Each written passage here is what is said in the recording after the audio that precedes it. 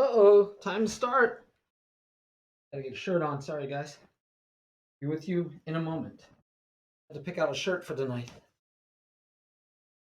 There we are. Hey, King, how you doing? Hey, Chris. Dolo Bender. And we'll get some light on the subject. All righty. How's everyone doing tonight? Oh, have to change that. Have to change that. Gotta keep up. I gotta keep up. Sometimes I fall behind. Let's see. Nightbot. Got to fix my Nightbot. Sorry, guys. I'll get right to that, and then we'll get started in the lesson for tonight. Always like it. I see it right away, and I go, oops. Thought I had it set, but I don't. There we go. Got the Nightbot fixed. Had some new Nightbots to even try out. So we'll see how those work out. Hopefully they work out well. That should fix that. What about you? WB, all these abbreviations. Hola, Leonard. Hola. All right, guys. So I was torn. I was trying to figure out what we're going to do tonight for continuing end games, and I've been getting questions from you guys and from some of my other students about different things maybe that we want to cover. And I thought, you know what? Maybe what we should be covering is the transition from middle game to end game. And then maybe this week, if not next week, the transition from the opening to the middle game. So those are distinct situations, right? Distinct phases in the game. So we know we have three phases of the game: opening, middle game, and end game. A lot of beginners, I think too many people spend too much time in the very first phase, the opening. But it's understandable because if you lose in the opening, if you're getting mated in 4 moves, 3 moves, 5 moves, it's kind of depressing. And you don't play a lot and you lose real fast. So I can understand why we think we need to focus on the opening. And as you know, I kind of agree. My only difference is that I believe the correct focus for opening phase is not to memorize certain theoretical lines or certain openings. I don't care if you know that I'm playing a Sicilian dragon against you or the accelerated dragon. It doesn't matter that you know the name. It doesn't even matter if you know some of the theoretical lines. What matters is if you know good opening principles, right? You got to know good opening principles. And then you know what? It doesn't matter what opening they throw at you. You'll play solid, you'll play well, you might win, you might lose, but then you could go over it later and say, okay, what should I have played in this situation? And you probably still don't have time to look up every theoretical line.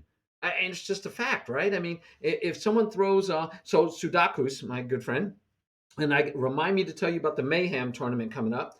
But Sudaku's my good friend. He likes to play, as an example, the Carol Khan. So he plays the Carol Khan, and if he played against me and I'd never seen it, and I play the game and I come out of the opening okay, and then I do some other things and he ends up winning. I might say, what was that? Was that a valid opening? Was that legit or was it counterfeit? Right? Was it made up? Did he really? Was that a serious opening? So I might go look up that opening and say, give me some ideas of how I was supposed. Oh, I see. But what we make the mistake of is we look at the just that, oh, I should have done this. He does this. I do this. I do this. Okay, let me memorize that. And then if he does this, I should do this. Okay, let me memorize that. And let me memorize another line and another line and another line. And oh my gosh, right? And if that's his main line, that's his main opening, he's used to it. Am I going to spend all my time trying to learn all the 4, 5, 6 different main lines so that when I play only him, I'm going to be ready? And then I got to remember it at the time, and I still have to know better. Oh, right, that's going to give me a headache. What I'd rather you do is say, oh, what's the concept behind it? What's the idea behind it? What's the strengths and weaknesses? Why do you play that, regardless of even what the name of the opening is?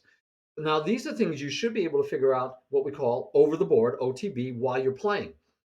And if you can figure out why you're playing over the board, of course, you're going to be able to play much better, right? So you'll be able to handle any situation that is thrown at you. So King says yes, in his opinion, in the opening, yes, if you know theory. But King, I'm back to how well have you memorized it? So yeah, I can rattle out moves really fast. And guess what? We can rattle out moves, and we can get you, let's say, into the fried liver, and then you slow down because you're in trouble. you go, oh, I knew all these moves, but now I don't know what to do. So yes, it definitely helps. And if you're a blitz player, I would play certain lines, play forced openings, and learn your lines. Definitely, because it's going to save you time. But this is the difference between just learning how to become a good chess player and then playing blitz. And if you want to play blitz and bullet and just have fun, I tell my students all the time, do whatever they want. Study openings, pick openings. I'll even give them suggestions of openings to play. But that's for blitz and bullet. But if you want to become a good chess player, you want to become a well rounded, strong chess player, you really love the game and you want to see how good you can become. So I look at some of our followers, right? Like Brandon, great kid. Chris, great kid, right? These, and I call them kids because I'm really old. Okay. Okay. I don't know. It doesn't matter how old you guys are. I'm a lot older than you. Um, when I look at them and they say things like, I want to become the best I can. I want to get really good. I want to really improve. Well, that's what I'm talking about. And so, first step to improving is understanding the concepts between any opening they want to play or they get played against them. Understand the concepts, not memorize the move order. It is so much more valuable. You have to understand it. So, I've seen many also, and you watched it in PogChamps. If you watched that, it was fun. It was good theater. And if you watched PogChamps, what happened? They taught those players opening lines, even ones that didn't have a clue. Michelle Kerr, I like her. I've been watching her stream every once in a while. I even went out and checked out her videos, like when she did the FBI thing. Great personality, nice person, right? I could call her a kid too, by easy. Um, but I watched her play the games, and she was trying to memorize the right moves. And if she messed up on the moves, she was lost. If they did something that they hadn't showed her, she was totally lost. I mean, she was like, she'd say it. I have no clue what to do. I'm lost. I don't know what to do now. And that's not so. And I understand short time frame, trying to get her ready for the tournament, but I just think it's the wrong way. So we're going to have our Mayhem tournament in May, 3rd through 6th. And so, as an example, when we teach, you notice Sudakus gives lessons, I give lessons, and we teach differently, which is great. You want variety. You don't want us teaching you the same way. You want different people with different ideas of teaching and how we teach. But if you watch both of us when we teach, we're teaching basic principles. We're not telling you, oh, well, let me show you this line in the Karo Khan and how to play it. Or this is the line you should play in the King's Gambit. Now, if you watch Sudakus and I on Saturday when we did our hand and brain in Spanish, we did go over some lines, right? Okay, yeah, you do get to learn lines. I'm not telling you that you'll never get to study chess openings. I'm just telling you as a beginner, let's get you with the concepts and learn those first. So we did that for 10 weeks. We went with the openings for 10 weeks. I can remind you of all those, but we'll probably be doing a review big time later anyway, so I'll wait. We then went to end games and we spent 2 weeks on end games. King and pawn, very important end games. Again, I showed you guys a game between a 1500 and an 1800 and change. 1500 and an 1800, guys.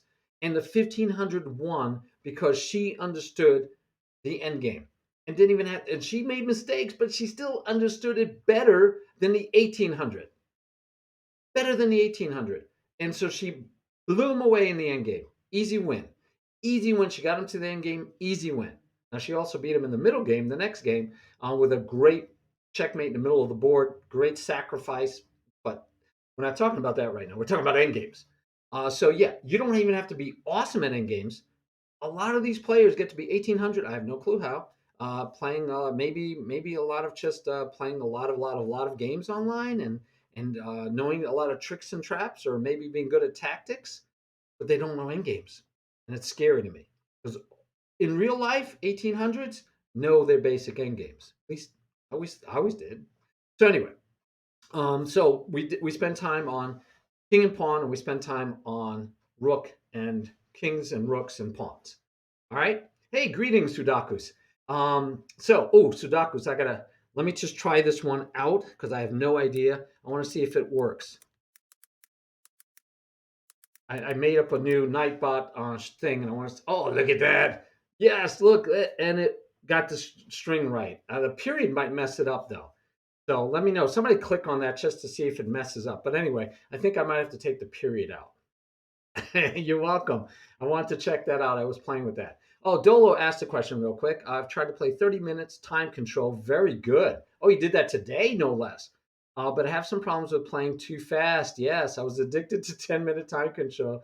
So in all of my games, I had about 15 minutes left. Should I try to count deeper or spend more time on strategies? Ooh, specific questions. So, I've asked you guys about other questions. I think I'm going to do a poll. Chris, you're here. Do you want to throw out a poll, Chris?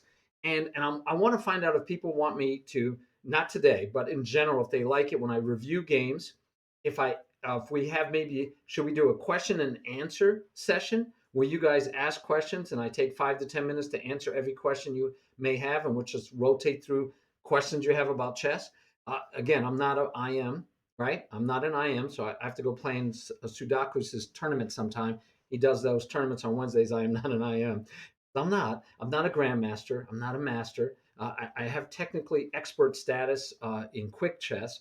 I'm toying with the idea of trying to get to be national master. It just sounds like a fun thing to try. But I'm getting old. I'm getting old. But I've been teaching chess for many years, over 30 years, easy. Been playing chess since I was 8 years old. Been playing tournament chess since I was 16.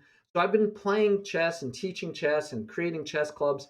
So I read all those books and I stick the knowledge up there, and it's nice to just spit it back out to you guys. Um, but I do try to tell you practically, right? So again, when I did study openings, it was almost all forced openings. Why? Because I could force my opponent to play what I wanted to play, and I didn't have to worry about learning 2,000 lines. I didn't have to learn a lot of theory. Yeah, how do I activate it? I tried to activate it. Uh, oh, the period does mess it up. All right, I will fix that while we talk a little bit more. Because I can just go in and fix that. Because I thank you. See, that helps me out. Check it out. Make sure I don't have that error in there anymore. So what happened to my screen? I did do a. I'm gonna have to pop out another one. Maybe I closed it real quick. All right, so we'll go back to there, but I'm going to drag this one down to here. Um, yeah, there we go. Nightbot, I'll fix that one.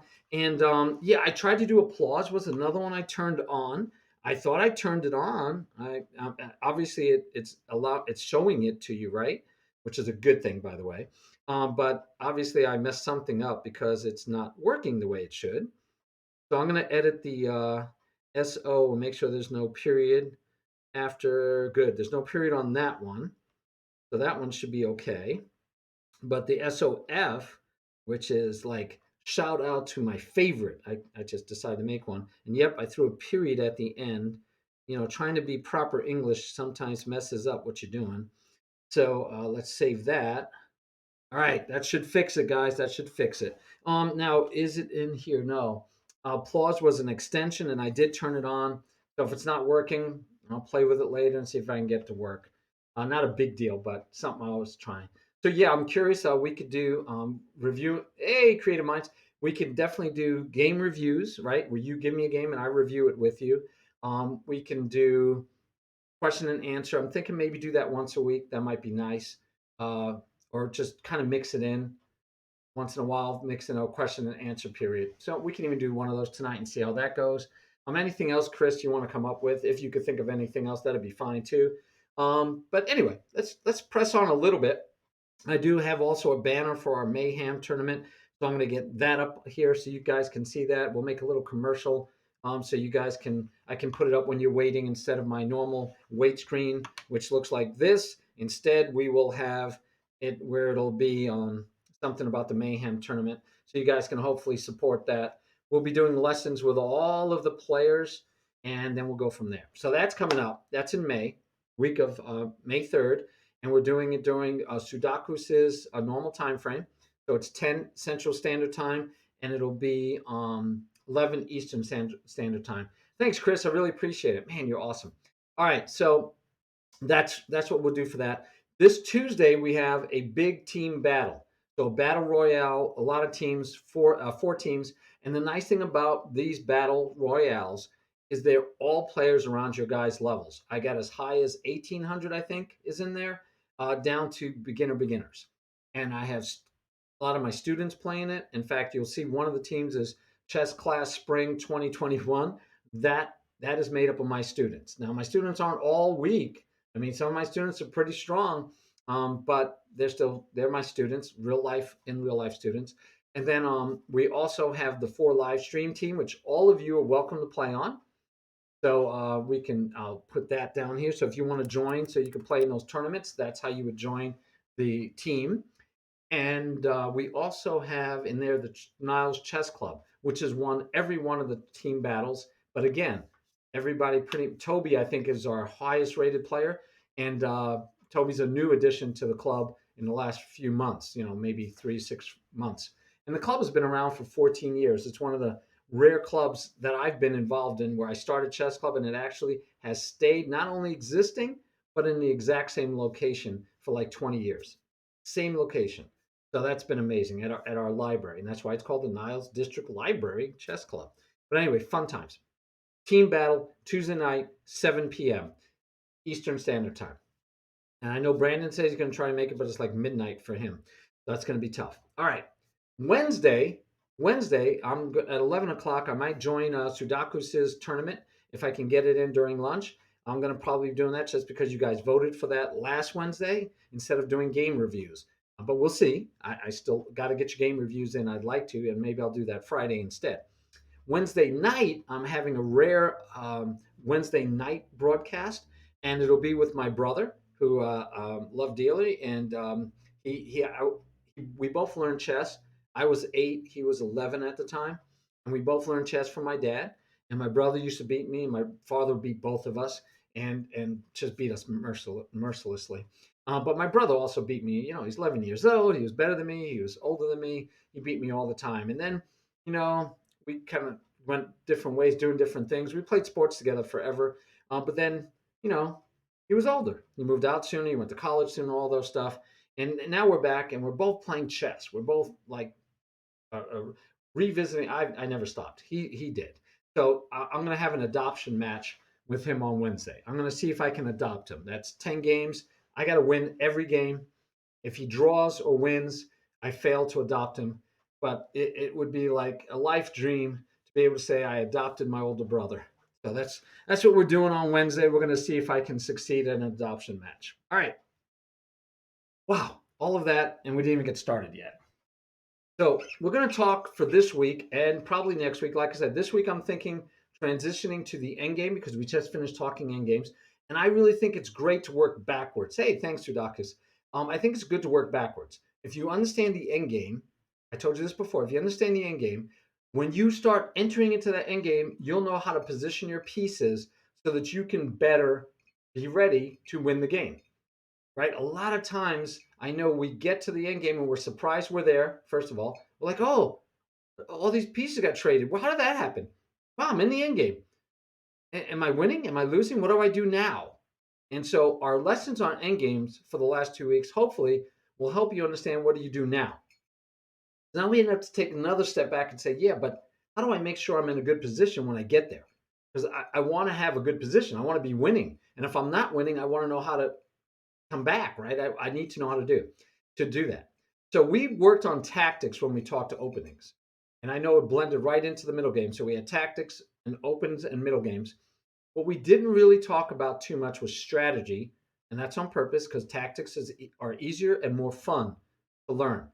So when you guys say you want to learn openings, by the way, I don't believe you. I think what you really want to learn is all the tricks and traps you could throw at somebody and win the game easy and quick. That's fun, right? Sacking a piece, opening them up, the Greek gift, whatever ones you want to do, the center counter trick. It's smothered mate, right? It's fun to see those tactics and throw those tactics out and win games. And there's traps in almost every opening there is. You could look up almost any opening and then put the word trap afterwards, and you'll find there were some traps. Now, some of them are obscure, really hard to get to. Your opponent has to make certain moves, and it's rare, but they're there. And when you guys say, "Yeah, I like this opening, I like that opening," I don't know how much you like the opening, but I know we like the traps and tricks that go with it. So, but we're not going to be doing that right now. Excuse me. So, what we're going to be doing instead, we're going to talk about the next phase of transitioning from the middle game to the end game because, again, if you know how to transition, you know when to transition, you know what the benefits and the weaknesses are, you'll win those end games. And if you start winning all those end games and you're not giving away free candy in the opening anymore and you're finding tactics, then the last thing we'll work on is really deep into the middle game, which the middle game, all tactics really, or positioning yourself for the end game. Okay. Well, yeah, almost. Yeah, I think so, Chris. I mean, I'm sure I'll be wrong. I'm sure you'll find at least one opening with an actual name to it that no one's found a trap. But yeah, I'm sure somebody's come up with a trap. Um, even if I have to believe every opening has a trap. At least one. At least one. Many of them have multiple tricks. Tricks. I did say tricks and traps. So anyway, um, yeah, I want to get you to the point where you know going into the end game if you're winning or losing, and then how to carry that forth. If you can do that, and we got the opening and tactics down pat, the middle game is all two things: tactics and positioning yourself, which is strategy, positioning yourself for the end game. So if we can get you solid on the openings. We already spent 10 weeks on that. 10 weeks, guys.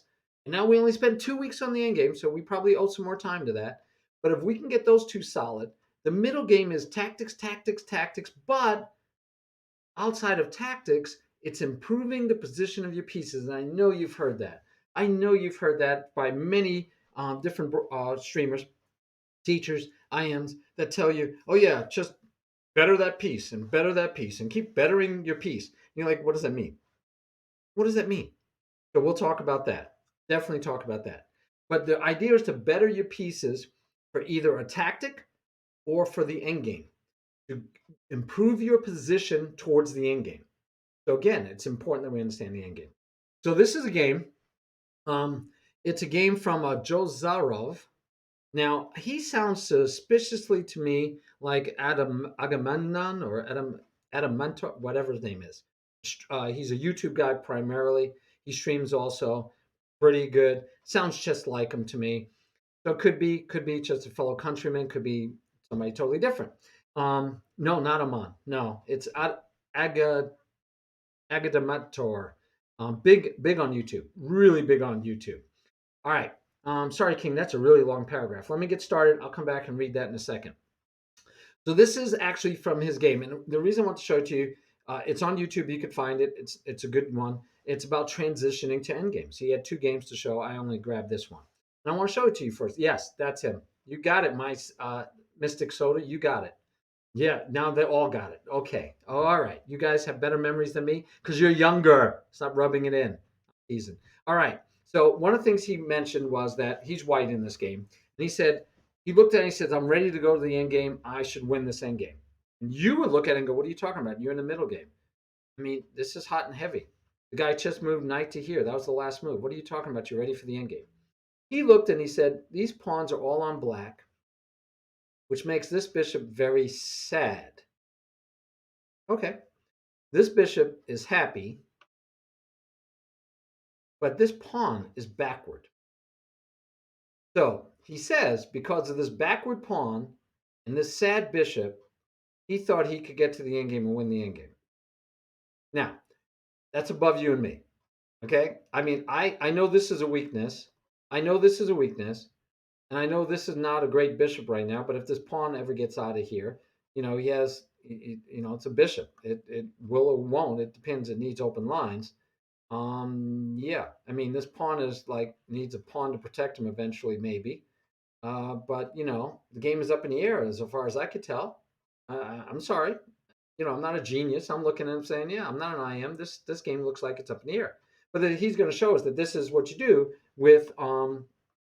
Thank you, thank you, thing. But is what he says he's ready for an end game. So what he played was here, and actually, what I think he played actually was here.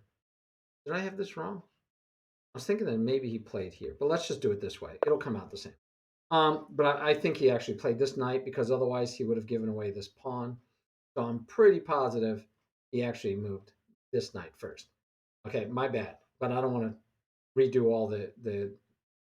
I I got it wrong. I was watching YouTube. But anyway, his opponent took and he took back. So right, I'm pretty sure that knight took back. All right, so he's in this position, and he says again, The reason he put his knight here in the first place is to blockade the pawn. So I understand blockades. We've talked a little bit about blockades on our first lessons. So he's blockading this pawn. Why is he blockading that pawn? One, because he doesn't want to push it and maybe attack, but there's nothing protecting it if he pushed it, or it'd be free candy. But he really doesn't want him to push it because it would activate this bishop. It would give that bishop new life. So his idea, he's going to blockade that pawn, and black traded. And actually, like I said, black traded. I'm sure he took that way second, and he ends up blockading the pawn. Okay, so that's his first step. He blockaded the pawn. Black decided to develop his queen before his bishop. In general, beginners, I talk about no, no, no, no. We got to develop our bishops first. But if he wants to put his bishop here, right? If he wants to put the bishop there, he might be worried about blocking here. But so what? The knight's. I have no clue. I have no clue. Yeah, in my mind, he should be trying to get this bishop active. But anyway, the guy moves his queen. Definitely legit move. And he says, now I'm going to keep the knight out of here.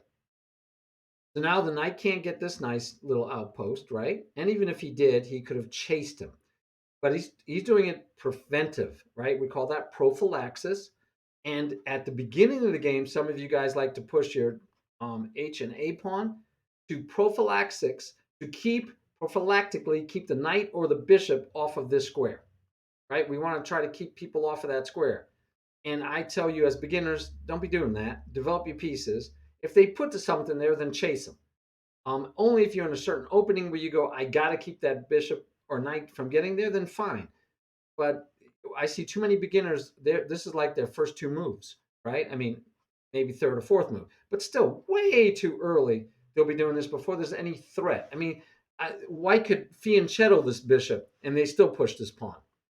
Like, okay, what's coming here now? The bishop is over here, but they'll still do that. All right.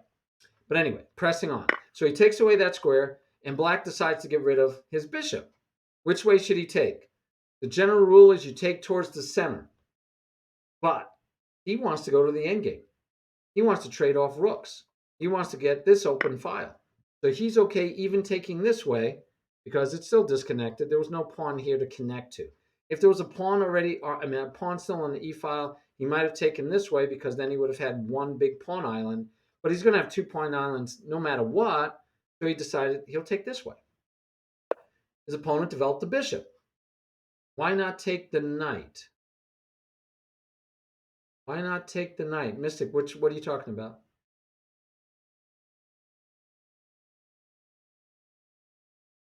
Why not take the knight with this is called what do you call it? Um tension? No. Knight takes G3. What? Okay, I don't see what you're talking about. Oh, why doesn't he take with the knight? Okay, so he does take the knight. You're saying take with the knight. Sorry, you did write that. You said why not take with the knight? Why not take with the knight, guys? Because we just said he doesn't want to open up the file. He doesn't want to open up the file. He wants to trade off pieces faster. And this doesn't help him trade off pieces any faster. Even if he doesn't want to sacrifice the pawn, this doesn't help him trade off pieces any faster. He wants to trade off pieces. So, and anyway, we could talk about every move and say, why not do that one? Why not do that one? Why not do this one? But this was his idea to trade off and open the file. And so he developed the bishop. He takes the queen up. So now he's got the rooks talking, which is always nice. And he trades off. He says, I got it. It's mine. And he says he's going to bring the rook over. Now, you might say, he could have taken that pawn and he could have taken the pawn. I don't know why he didn't at that moment. I don't know if there's other tricks we're looking at, but his opponent said, nope, I'm going to trade off rooks first. And so this guy said, let's trade off bishops too. He says, go away. He says, no, I'm trading. I'm trading. I'm trading. He trades off everything. And this is another important move. He decides to move here. Why? Because he's keeping that pawn from pushing for free, and he's protecting this one because the queen is going to take it, and he doesn't want to give him too much free candy, right? All right, so we get to this position, and this is kind of what he envisioned, and that's what he analyzed, and yep, he got there, right? He got there. So he got to where he wanted to go, and he decides, now I'm winning. He feels like he's got the better game. He locks this up, and he plays on for how to win. Says, I'm looking for, oh, thank you. Thank you. Now I got a bishop against the knight, and we get this pawn push. And he says, that's okay. Let's trade. My king will have the opposition. You have a black, notice, black bishop, still no squares. Still no squares. He was able to effectively keep all the dark square pawns on dark squares. He says, no, I'll push. He says, let's trade. And again, if he takes, what do we take back with? The knight or the king, right? Probably the knight, but knight or the king works. All right. But yeah, feel free to take. But he doesn't take. So what does he do? He says, I'm going to fix my double pawns.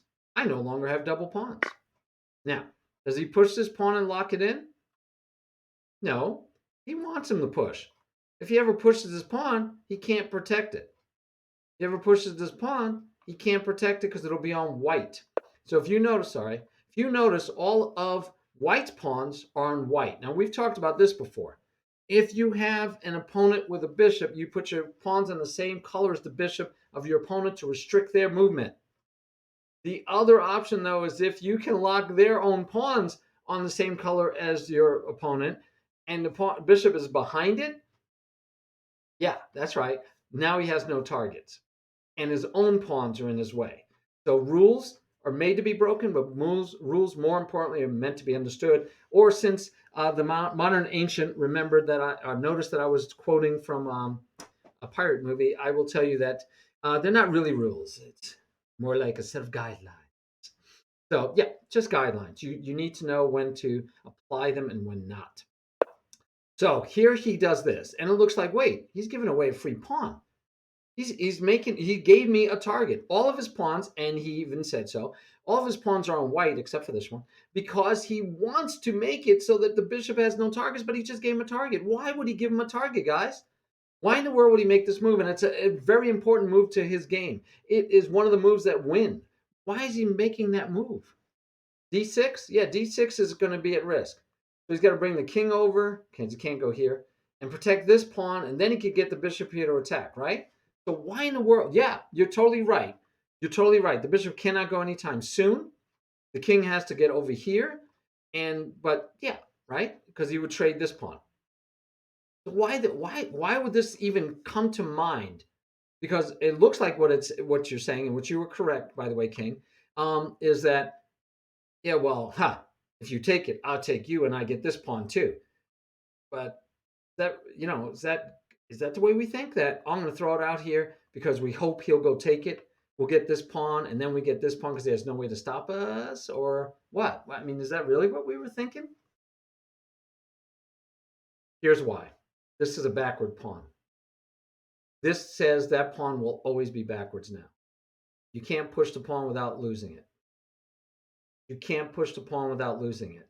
He's stopping counterplay with this pawn push at any time. So it's that important to lock down a backwards pawn. And if you took away all of these pawns, okay, all of this, take all of this away. And remember our king and pawn endgames we did the first week, 2 weeks ago, right? You don't sit here and wait for this pawn to push and become a, right? Imagine all of these pawns are not here, guys. Just take them away. Take them away. If white does not move forward, black gets to move 2 squares and attack your pawn. And if you take, he takes, and he'd have a passed pawn, right? And if you don't take, he just has a passed pawn. Okay? No, Dolo, it's not to attract attention to the queen side. It is actually to lock this pawn down. That is the reason. To stop the counterplay and now let that pawn go. So let's see how the game goes, and we'll see how that plays out. Remember, he's not even going to do this, because if he ever pushes, black can't protect him anymore. If he ever pushes, black can't protect him anymore. And look how hard it is for that bishop to attack the pawn. The bishop either has to be here or in one of these, or he only has 2 squares to ever attack this pawn, so he doesn't mind leaving him there. No, there's not many reasons, King. I'm telling you the reason he gave during the game, the reason he made the move. So you can come up with many reasons. I can come up with many reasons. I'm telling you the reason the guy said he made the move during the game. Okay, so there might be reasons. This was his reason and the only reason. All right, but he did say he can't go eat it right away because I'll take here. So since he can't eat it, why'd he do it? Not to entice him to go eat it, but because it keeps the pawn from moving. So the king says, I'm going to work my way over here. And it does. Now, I think black wasted some moves. I think black should have been doing this and then do this with the bishop. But we got a passed pawn that he might have been worried about. Yeah, yeah. We might have a passed pawn that he might be worried about. This is a passed pawn, guys. One of the most powerful things there is, right? All right. Now we get to push. We get to trade off, and he says, okay, now I'm down. I'm going to pass pawn over here if I can. I already got one here. And this knight, you notice, hasn't moved. It is doing a bang-up job without ever moving. This knight is doing a bang-up job without ever moving. King moves back. We push pawn. Now, interestingly enough, again, you would think, sorry, he could have pushed pawn here because if he takes, then he takes, right? You don't have to worry about the pin really because you can't push the pawn. You just take. So why? Well, we still don't want to be pinned, folks. We don't want to be pinned if we can help it. We get pinned. This pawn starts running, and then who's going to go get him? The king. And if the king goes get him, you lose your knight. So not a pretty sight. We don't want that situation. So instead, he says, no, I'm not going to push yet. I'll wait. And now I push when it looks like it's free candy even, right? It's 2 X-ray attack versus 1. He says, I'll push now while it's free candy. And it is because I don't care. Oh, sorry. Oh, okay. Is that it for the analysis? I think so. Yeah, okay. So if he takes, the king just comes forward and he doesn't really have any much else to do. And white just pushes his free pawn and then he takes when there's no pin. No pin. And the game ended. He wins the game. Actually, he won the game right here, I think it was. Maybe even here he won the game because black ran out of time. And the rest was just what he had analyzed during the game, what he would have done. Okay? Yes, d6 becomes a powerful push and wins the game. All right. So that was an IM. And that was an IM at this point in the game saying, I should win this endgame. I'm going to plop a knight here and keep it there to lock this pawn down, keep that bishop from being active, keep his pawns on black squares. I'm going to eventually try to win that pawn, or at least put enough pressure on that pawn that I'm going to win. And yeah, I'll trade off everything. Yeah, Chris, it's way beyond me, buddy. Way beyond me. Way beyond me, too. So let's look at a game with people we can understand. This is Chess Wizard, right? He's one of our students, one of my in real life students, and one of the guys that attends the. And like I told you, I still give him credit because he talked me into doing streaming at all. And he's playing a 1979 player, so almost 2000. And Chess Wizard's only 1675. Chess Wizard does lose the game, but it doesn't matter. I want to show you what's going on with getting to the end game. Well, thanks, Chris. I appreciate it. And Dolo, I thought so too. Amazing how he first saw that it was worth it and then went to it. So again, if I'm working with my student who's playing black in this game against a much higher rated player, he likes to experiment with openings. I have no problem, guys. Play whatever you want, guys. Have fun. But I would tell him this is a very passive opening. He has not attacked the center at all, and so it's hard to play passively, right? The Chill Comet played when I gave him a lesson on Sunday. He played against Chess Wizard, and Chess Wizard played very aggressively, and Chill Comet did not play passively, but he ended up in a defensive position, and he had to defend many moves. It is exhausting to defend. It is harder to defend than to attack. So something to be aware of.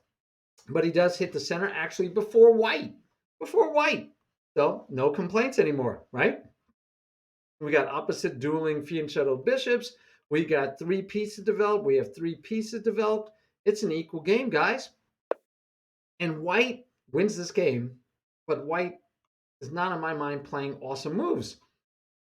Moves the knight twice in the opening and puts it on the rim, which we know means it's mighty grim, just to get a discovered maybe attack? When? When? I mean, when? When? So, unfortunately, my student reacted. Right? What do we do too often? This is, guys, this is opening. We're not in the end game. We're not in the transition phase. But what do? Our opponent moves, so we go, oh, we got to react. I've seen people chase him. I've seen people do this so he can't get his knight here. I've seen people now this is a new one by me. Never seen this one. Now, it has some positives. He's trying to trade off a fianchetto bishop where he thinks the guy's going to castle. And that makes this a weak square. That makes that a weak square. King, I'm glad you think that's a good move. I don't. Why do I think that's not a good move? Same reason this is not a good move. Putting a knight on the rim. It is putting a knight on the rim. So in general, I don't like the move. Nope. Nope. I don't like this move either, though. And I don't like that move either. In general, by my rules, my guidelines, not a good move. Okay, so yeah, he's thinking I protect the bishop. Let's trade off the bishop, ruin the king side, but the guy could still castle queen side first of all. And as you'll see, he ends up winning the game, but not because of stellar play. This is a 1979, and I don't think he's playing awesome. Again, don't like this move. It blocks in his bishop. He fianchetted the bishop, and then he put a pawn in front of it. So now he's blocked his fianchetto bishop. He took away the best square for the knight. A lot not to like so far about Black's game, in my opinion. In my humble opinion, I don't think it's good. All right, so he develops a piece. Okay, he gets his pawn out to the center, and I would probably, knowing me, I would just say, let's lock it up. First of all, there's a diagonal that is, I got nothing on that diagonal anyway. I'm not going to put anything. My queen ain't going to that diagonal anytime soon. Me personally, I'd lock that up and say, now your knight can't go there ever. And there's no reason not to. I kind of like these squares being mine. I like threatening to move this one next. That's my move, guys. That's what I would do. My instinct would be push that. But that's, again, we're teaching opening play. But what do? We react. And again, I think he could have reacted by moving it up and would have been better. But he takes. So what's wrong with taking, you might ask? Well, one is if he takes back this way, which he does, he now has two center pawns versus one center pawn. He made it so the bishop gets to come to life after one more pawn move. He just gave the knight back his best square. Those are the reasons. I think those are good enough reasons. Do you take? Well, if I take, he'll take here. Bishop cuts to come to life faster. The knight gets his best square back. He has two center pawns. I'll only have one. What's the benefit of taking? I don't think there is any. I think Chess Wizard, I don't think you're here tonight, but if he was and we asked him, what's the benefit? Not why did he do it? I don't want to ask him why he did it. He might have been worried about him taking. He might have been worried about if he pushes that it'd be a target. Who knows? Who knows? Those are not good reasons. Because the question should be, is my position better when I take or not? Is his position better? His position, we just said, becomes much better if you take. So now the question is your position better? The answer is no. You have only one center pawn, and that did nothing to activate any of your pieces or make your pieces better. It only made his pieces better. So then you have to find another choice, my friends. Best choice is probably to push. You could even protect it if you want, but still, yeah, that way if he takes, you could take back with the knight or with the pawn. So you have other options, but definitely taking was a bad option. All right, but our hero took, and now we see again, what are we supposed to do here, Chris? Huh? What are we supposed to do here, Chris? What's your next move here, Chris? What are you supposed to do? Supposed to develop, right? King safety. You haven't developed your queen yet, and you haven't castled yet. How about just castling, folks? Why aren't we castling? But instead we're moving, yes, develop, develop, develop. But instead we move the knight to an unprotected square. Right? Now he's unprotected. Look at this, guys. He's unprotected. I have two of them unprotected. What are they doing out there? What is he doing out here?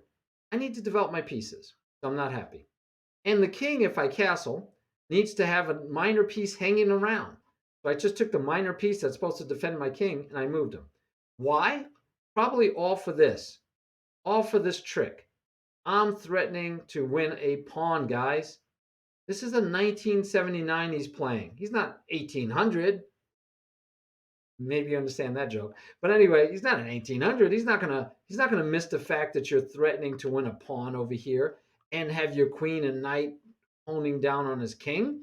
He's not gonna miss that. And he's not gonna do things like this so you could take here. Because if you take here, right, ooh, life has gotten really bad really fast. He's not gonna do that. And you might figure, yeah, and if he even takes here, then look at that terrible position. I'm just going to bring my bishop back, maybe somewhere. Who knows where? Okay, maybe even here to attack that pawn. Who knows? All right. So you got to think 1979, he's not going to miss this one move attack. So you better like this knight here, even if he does that. By the way, his knight could have went back to the best square because there's no white bishop to pin you. So he could have went here because there's no white bishop to pin him anyway. So again, I'm not impressed with the 1900 players play. I'm not. But anyway, moving on. We still aren't finishing development, guys. We're not finishing development, and now we're throwing another pawn into the mix. What would I have been much happier with? Maybe trying to anchor your knight, but again, he might push you away, and then you go away, or you go away, or you even can go away here because you want, and then reposition here. But why not anchor it, right? Why not close that down? Why not keep this bishop from ever coming to life? Do you see the difference? Now that bishop is hitting on his own pawn, and it's going to take a long time to come to life. He's got to push another pawn. He's got to trade off some stuff. But we're making the game easier for white. He could have taken and said, "Now I got to open bishop," but he decided not to. He decides to develop, actually trade off. Okay, and he's probably happy to go to the endgame. And now he takes because he's threatening to win a pawn because he's got two pawns under attack because of the discovered attack by the bishop, which we encouraged. All right, so maybe here we could say, white can say, let's flip the board. This would be a time when you might say, should I transition to the endgame if I'm white? Kind of wacky. You both had fianchettoed bishops, and now you have fianchettoed knights. You don't normally see fianchettoed knights. This is a special case. Yeah, you don't study these. Okay, you don't see fianchettoed knights maybe once a millennium. So what do? Or am I ready to go to the endgame? Right? You say I got two pawn islands. This is how we choose. Where are our strengths and our weaknesses? Okay. Minor pieces, same amount. King safety, same. Nobody's castle. We still have the same material. We still have the same number of pawns. White has two center pawns. Black only has one. Am I ready to go to an endgame? Maybe not yet, but I see tactics I can take and have a discovered attack. I see a knight that, for whatever reason, is bothering me, I guess. I could trade off the knight, so let's do that first. We trade off the knight. Now my queen is developed. I'm one move away from being fully developed, and he has a black bishop. I have a dark square bishop. We both have the same. Am I ready to go to an endgame again? If he takes, he has an isolated pawn. Yeah, but it's not a horrible situation yet. So I don't know. Should we go to the end game? Because the player is stronger. Since the player is stronger, he's figuring if he goes to the end game, even though it's totally equal right now, he's probably figuring he's going to win anyway. And then we start making mistakes, right?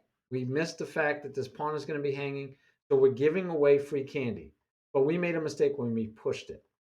So black helps him again get to an end game and gives him free candy. And look at it, it's not even like he can't even get back the normal like situation. He gets to centralize his bishop. The knight does have a square that can get chased away immediately. So we're going towards an endgame, guys, and we can see what the endgame happens. So queen, of course, has to get out of being under attack first. We actually castle right at this. We don't care. Look at this nice fianchetto knight to hang out. And we're into an endgame. And what do we do in endgames, guys? Where do rooks go in endgames? Semi-open and open files. You have to fight for the file. You have to fight for the file. So we get the rook on the rook, and now what? We have to fight for the file. So do we take? No way. If we take, he gets to put a rook on the file, and I can't put my queen there. I can't castle, unfortunately, right? I lost my right to castle. So I'm in trouble. So here's another thing for you. If you are in this situation where your king has no king safety, agreed? There's no king safety anywhere to be had.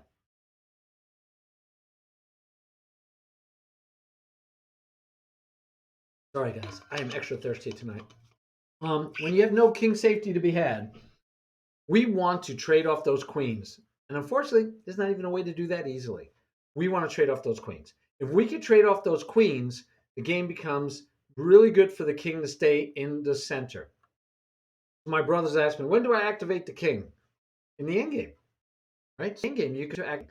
Now you have to make sure he's not going to be chased down for free and help your opponent get good position. But usually, when we say the end game, you're going to be quiet enough that your king can get in the center.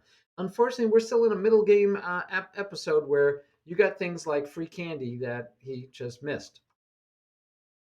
Right? Look, this is a 1900 player, guys. Am I missing something? Why isn't this free candy? Why isn't that free candy? Double attack. What am I missing? That's a 1900 player. How are we missing free candy? And it's a check. And so Rosen, I like him from New York. Gotta like that, right? He'll tell you you gotta look for checks. Always check for checks. Look, there's a check. Look for a check. Can that check help me? Well, yeah, it wins a bishop. So if you're not sure, go for the check. See if it'll work. Always check, right? Before you move, say, do I have any checks? Yeah, well, wow, I got a check. Is it good? Yeah, it works. I got anything better? No. Win the bishop. He misses it. He fights for the file. He's playing by the principle. And this is where if you guys ever tell me, hey, but Tiberian, you said I'm supposed to fight for the file. I'll go, yeah, but I also told you that free candy outweighs rules, right? Free candy comes first. And tactics come next. And then rules. Better, more like guidelines. But yeah, you get the idea. So yeah, you should have won free candy. All right. Moving on. So next error, taking, because you give up the file. If white takes, your queen takes, the rook can't go there. It's not protected. I know the queen isn't the one we want fighting for the file, but it's better than what you're going to end up with. So much better would have been maybe this. The queen holds that for a second. He's going to lose it. But I don't want to lose the bishop, is my point. But maybe I don't want to lock it in there either. He could have done things like this even, right? If he pushes, you're still going to lose the bishop, though. That's the problem, which neither one of them saw, by the way. That neither one of them saw that the bishop was hanging. Remember? All right. So I believe he can even go here, right? Or he can go here and entice him to go here. Win it. No, it's not going to happen. Okay. But anyway, the point is taking is not the right move. Not to take because you actually surrender the file. So here's your transition. One of the points for transitioning is understand that you can't give up the open file, especially not willingly. Black starts out by owning the open file because nobody else is on it. White challenges him, and then black says you can have it. Here, have it. I don't want it. Is it better to keep attacking if you have an attacking position when your king has no safe and can castle, but all the pawns have been pushed? I don't know what you mean by can castle. All the pawns have been pushed. That means he's not going to be safe either way. You got to feel it. It's king. It's going to definitely be situational. If you're in the middle of an attack, you usually want to keep attacking. Sudaku's gave me a new idea because I'm used to I attack. Ooh, I can transition to a one end game. I transition, and he was like, nah. He goes, if I'm winning, if I'm attacking, I don't trade pieces because I want to finish them off. So I can't argue with that. That's a good idea. If you find yourself winning and attacking, you do not need to trade down into an end game, even if it's a one end game. If you might win it before you get to the end game, but it's good to know also how to transition to that one end game. So again, it's situational. If I think I'm going to end up with a checkmate, then I'll keep attacking. If I keep attacking and I see that, oh, if he finds all the right defenses, I'm overextended, my pieces aren't connected, they're not working, then I'm lost. So, all right. Well, then do whatever Levy says. I would say because he's oh he says don't trade while attacking. There you go. So him and Sadukus. So I will tell you that IMs are great, GMs are greater. But hey, you guys can know the principles and rules just as well as those guys. And so I believe that with Sudakus, I didn't need the affirmation that Levy said it, but I'm cool. I like it that Levy said it too. Yeah, I agree. Again, but if I see that I'm not going to win big material or checkmate, I might stop doing that attack and then change my mode to go to the end game. And I will show you an example of that since you brought it up in 1 second. All right. So anyway, this game goes on, and it's almost as if he noticed. But yeah, he. This move was there, and the 1979 player flat out missed it, guys. So it just tells you there's hope for you, no matter what your rating is. Everybody blunders, everybody misses moves, everybody makes mistakes. White missed clear free candy multiple times. All right, so this was just bad, right? So we abandoned this pawn, which is a check. We abandoned this pawn, which is a check. Take a look, guys. Two checks we abandoned when we moved our queen over here because our queen was doing too much work as it was. And we moved our king here with what idea? Maybe to get here, maybe to get here, and it's still not checkmate, right? It's still not checkmate. So that would have taken 1, 2, 3 moves just to say check, not mate. All right? All right. So not good. So not good, guys. And I'm glad you see this fork. Very good. Very good, Chris. Actually, you see a fork with the bishop that he could have forked last time. Excellent. It's good that you see that. You need to be able to see that. You seeing that means that your tactical eye is getting better, stronger. Your vision's getting better. You're going to do better as life goes on. Like what's behind me? Green screen. All right. So, yep, that's available. But he says, no, no, no, no, no, no. I don't want that. He's a 1900 player. Yeah, I think it's a mistake, guys, right? Because he could run here, run here. Oh, I can't run here. Look at that. Look at that. Maybe it's not so bad a mistake. Maybe it's not so bad a mistake. Yeah. Anyway, um, unfortunately for Chess Wizard, our hero, he moved up and he got checkmated. Yeah, yep. There you go. All right. Dolo said he watched a mini tournament between streamers where Alexandra Kostanuk and Dolo Bender, you could probably tell me how to pronounce that correctly, but I believe he's a grandmaster, isn't he? Okay. Blundered a queen in a middle game, but she still won by defending and flagging in endgame. Yeah, yeah, those guys are so good.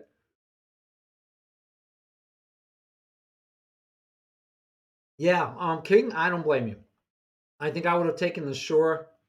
I would have taken that shore candy, but the question is, where does he go? Can't go here. Look, can't go here.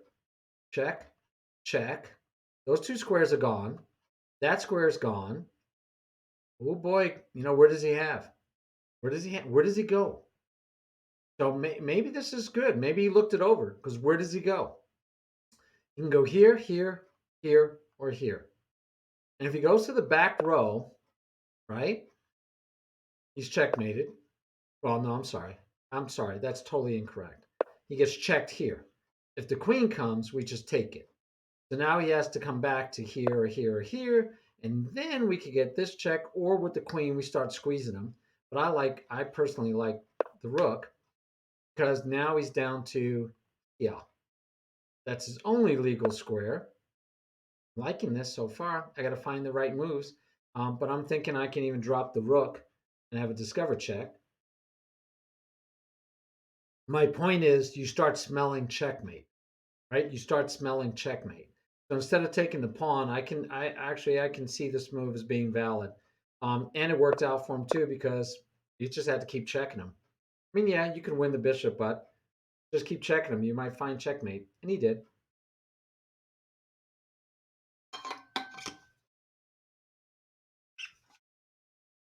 Alrighty. Let's look at a quick game. Oh, what was the game? Now I got to remember the game. It was a dear Gerhard. Okay, so it was one of my students. Hold on. Remember his name now, which one it was. Oh, we have somebody who wants to join for a live stream. Creative Minds, you're in. Thanks for joining the team. All right, I'll show you this game because this was a quick one and a fun one, and I got to find it now. Got to find it. How did that end up? Oh, I remember. I remember what it looked like at the end. I like it that they show you the end. Now I got to find the end. Um, oh, I know. I'm looking at it from the wrong direction too. Give me 1 second, and it'll come to me because it was. I have to look at it from David's point of view. And when I looked at the game, I think I was looking at it from his opponent's point of view. So it was a little odd. Boom, boom, boom, boom. Come on, where is it? It was a nice finish. Oh, and I know it was against an 1800, so I can look for that too. I know it was a win, so I can do that. Oh, there it is. There it is. All right, guys, let me show you this game. All right, let me show you this game real quick. So this is to the question of do I keep attacking when I'm winning and I'm doing an attack? And I know this isn't what you meant, King. I'm pretty sure, but I'll show you.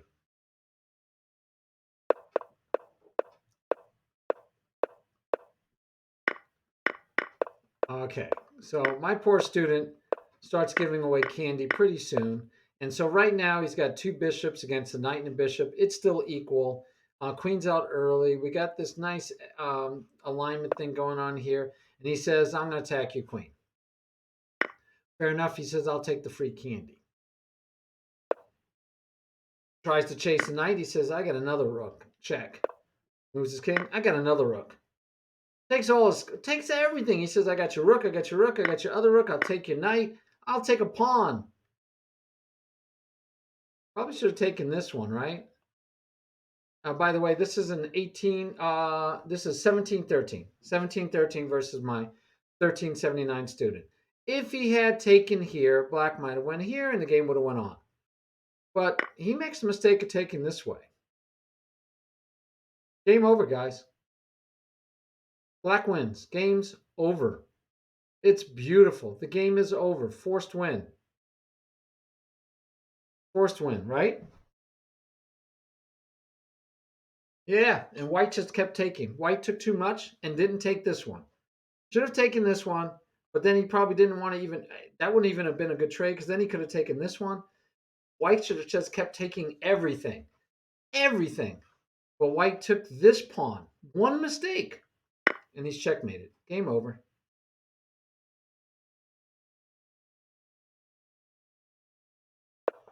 Game over. Yep. My 1379 student said, hey, I got to show you this one, teacher. I got to show you this one. I won a game against a 1700 guy. Look at this. Yeah, that was good, huh, David? That was good. Murph, it was. It was very good. Hey, Murph, how you doing? Didn't even see you there, hiding out. All right. All right. How did that poll go, Chris? I didn't even see it. What did the poll end up? Do we have the results somewhere that I can find it? I don't even know. I should never. Yeah, you should never quit. It was. Oh, it was a tie. Okay, we'll do both. Okay, we'll make sure we get some both in there. All right, last game.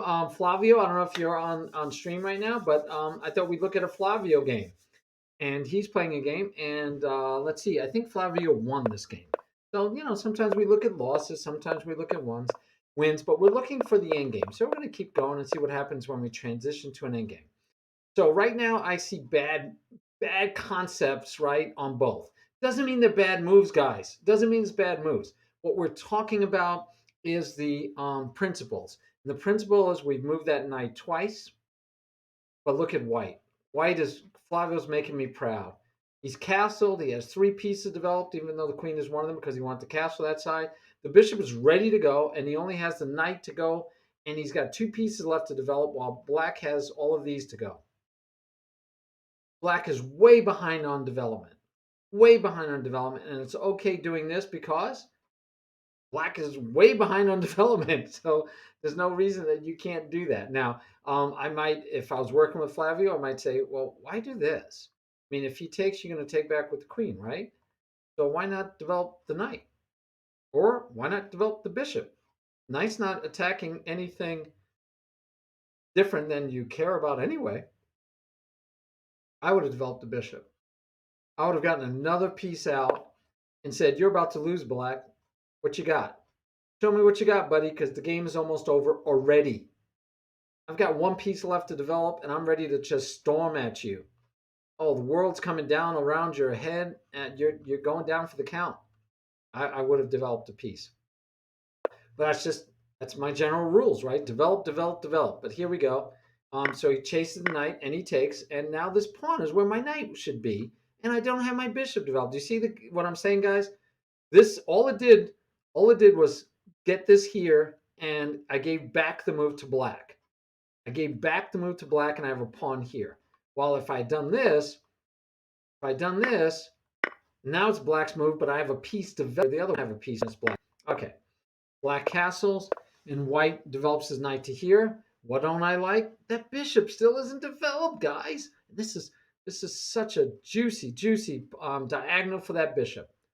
Such a juicy diagonal. And even if you chase him, he gets to come back here. Later, you can hide him back here. Oh, what a beautiful. But this bishop now is sad. Flavio's bishop is sad. But he's still way farther developed than his opponent, right? Still has a bishop and a queen to develop. We only have the bishop, although both bishops are being blocked the same way by a pawn and a knight. By a pawn and a knight, right? The knight also didn't take the best square. Flavio starts the attack first, and he says, "We're in." Now, black says, "Ha, I got you. I'll take with the queen, forcing a trade of queens. I got a trade of queens, baby, because you don't want to give me that pawn, right? And then have this knight not protected." See what I mean about that bishop? Imagine if that bishop wasn't there. That bishop wasn't there. Flavio could say, "Please, take the pawn. I'll bring over the other rook, and now I have this action going on." Even now, I'm tempted to give him. I'm tempted. Oh, I'm sorry. You can't even take the pawn with the bishop there. What am I saying, guys? I'm fantasizing. The bishop's not here. But yeah, Flavio could have said, "No, no, no. We're not trading queens when you have an open file at your king, and I got a semi-open file here. I'm not trading queens. Why would I trade queens? Why would I trade queens?" Flavio trades queens. But he does still have an open file. He still has an open file, folks. He still has a sad bishop. So we're going to get to an endgame. And right now, there's only one open file. I pulled in his pawn. He only has one island. I only have one island. This game is looking like it could be a draw. It's so equal. Get some more movement. We get a locked pawn center. And we get a weak pawn to attack. Woohoo! Flavio found a weakness to attack. Partially because the knight moves and the knight moves and the knight moves. We got a lot of knight moves. Lots of knight moves, right? Lots of knight moves. Back, let's go back here. Lots of knight moves. Look, knight moved once to get here. Once, twice, three times, four times. The knight's moved four times, guys. This knight's moved twice. Four times that knight's moved to get to nowhere in particular. And this poor sad bishop has not been allowed to play. This poor sad bishop has not been allowed to play. So black loses the pawn. And white says, "I'll get my other knight in." The bishop finally gets into the game. Now, it would have been, I think, more humorous to play here and say, "Let's trade off the bishop now that he finally got in the game. Let's take him out because, you didn't like him anyway. Let's trade him." That would have been funny. I would have liked that. That would have been good. But Flavio said, "No, I'm going to take another pawn." Right? We got to remember, knights get to move tricky ways. So now the knight forked two pawns again. Flavio's getting definitely ahead in this game, trades off. And now let's look at the pawns. We have one pawn island. This one's kind of extended, but it is a passed pawn, guys. Passed pawn. What we love passed pawns. And over here we have another pawn. Sorry. What we have over here is another pawn island with double pawns. We have a potential passed pawn, but that's it. It's a potential. It's not a passed pawn. We have a nice place maybe for our knight later. We have an open file, and black has a semi-open file, two semi-open files. We have some. All right. The game is pretty equal, But this is a backward pawn. This knight is kind of not the greatest placed. This would be a great time to figure out, because you're going into the endgame soon. How do you play it? Black might want to put a piece here to blockade this pawn. Black might want to just try to pile up on that pawn, but blockading that pawn was probably a good idea, right? Just in general. Blockade the pawn, and then you could pile up on it maybe. Uh, this pawn is deep, and you might want to do something about your king having no safety, but this bishop, look how sad this bishop is again. Bishop needs to get in the game. And it's opposite colored bishops, which make for a different kind of game. So maybe something early would be get this bishop into play. That'd be a plan. And the bishop can even blockade the pawn here. This knight doesn't really have any great squares, but this bishop is the one that's hurting. This bishop needs to be in the game, and that pawn needs to get stopped. Let's see what happens. Black attacks the undefended knight, and white moves it. Now, black could have just defended it. I actually kind of like that better. I kind of like white just defending the knight, even with the threats later of a discovered attack. Yeah, that might be a good reason not to do it, I guess. Sure is tempting just to protect it, I'll tell you what. But yeah, looking over the fact that he could just start clearing up the mess and getting multiple pieces attacking it, yep, I guess not. All right, Flavio, you win. Better move. My gut was wrong. My gut was wrong. But you always got to check. I got to look and see if my gut was wrong. So he gives up that pawn, but he knows he's going to win this pawn. So he does. Not yet. Sorry, my fault. Not yet. Attack twice. Knight moves. Knight have any better moves? I don't know. Got to look it over. Let's see. Could have went back here. That might have been good. Here he attacks the rook and the bishop, though. Kind of like that. So black trades, and he's still attacking. Could double up your pawns. Let's see what happens. It's white's turn. White says, nope. White knew it. White said, I'm not going to let you ruin my pawns. I'm going to bring my bishop back and protect, and we're going to go this way. That's cool. I think at some point I was thinking that white had some tactical fun that he could have had, but now I don't remember it for sure. Okay, but anyway, moving on. He loses this pawn, though, and he gets this pawn. So now we can see we have no more doubled pawns for white, and we have these two connected pawns, but we do have a bishop and a knight and a rook. But you figure with the knight and the bishop, hey, black should be fine. Black should not get checkmated here. And so black isn't going to get checkmated. We're talking about an endgame. White's up a pawn. This is the winner. This is the pawn that should win the game. This is the pawn that we're going to eventually push and become our pass pawn. So we need to make sure this pawn doesn't disappear on us. So we get a check, and we come back. And we actually, by the way, I don't like this check whatsoever, because all this check did was encourage black to activate his king towards the center of the board. Why are we helping this king move? Right? So again, understanding endgames, we don't activate the opponent's rooks. We don't do that. We do see that this pawn is going to be hanging if he puts a question to our knight. So maybe we talk about protecting that. We don't really need to hold this file. There's nothing going to happen over there.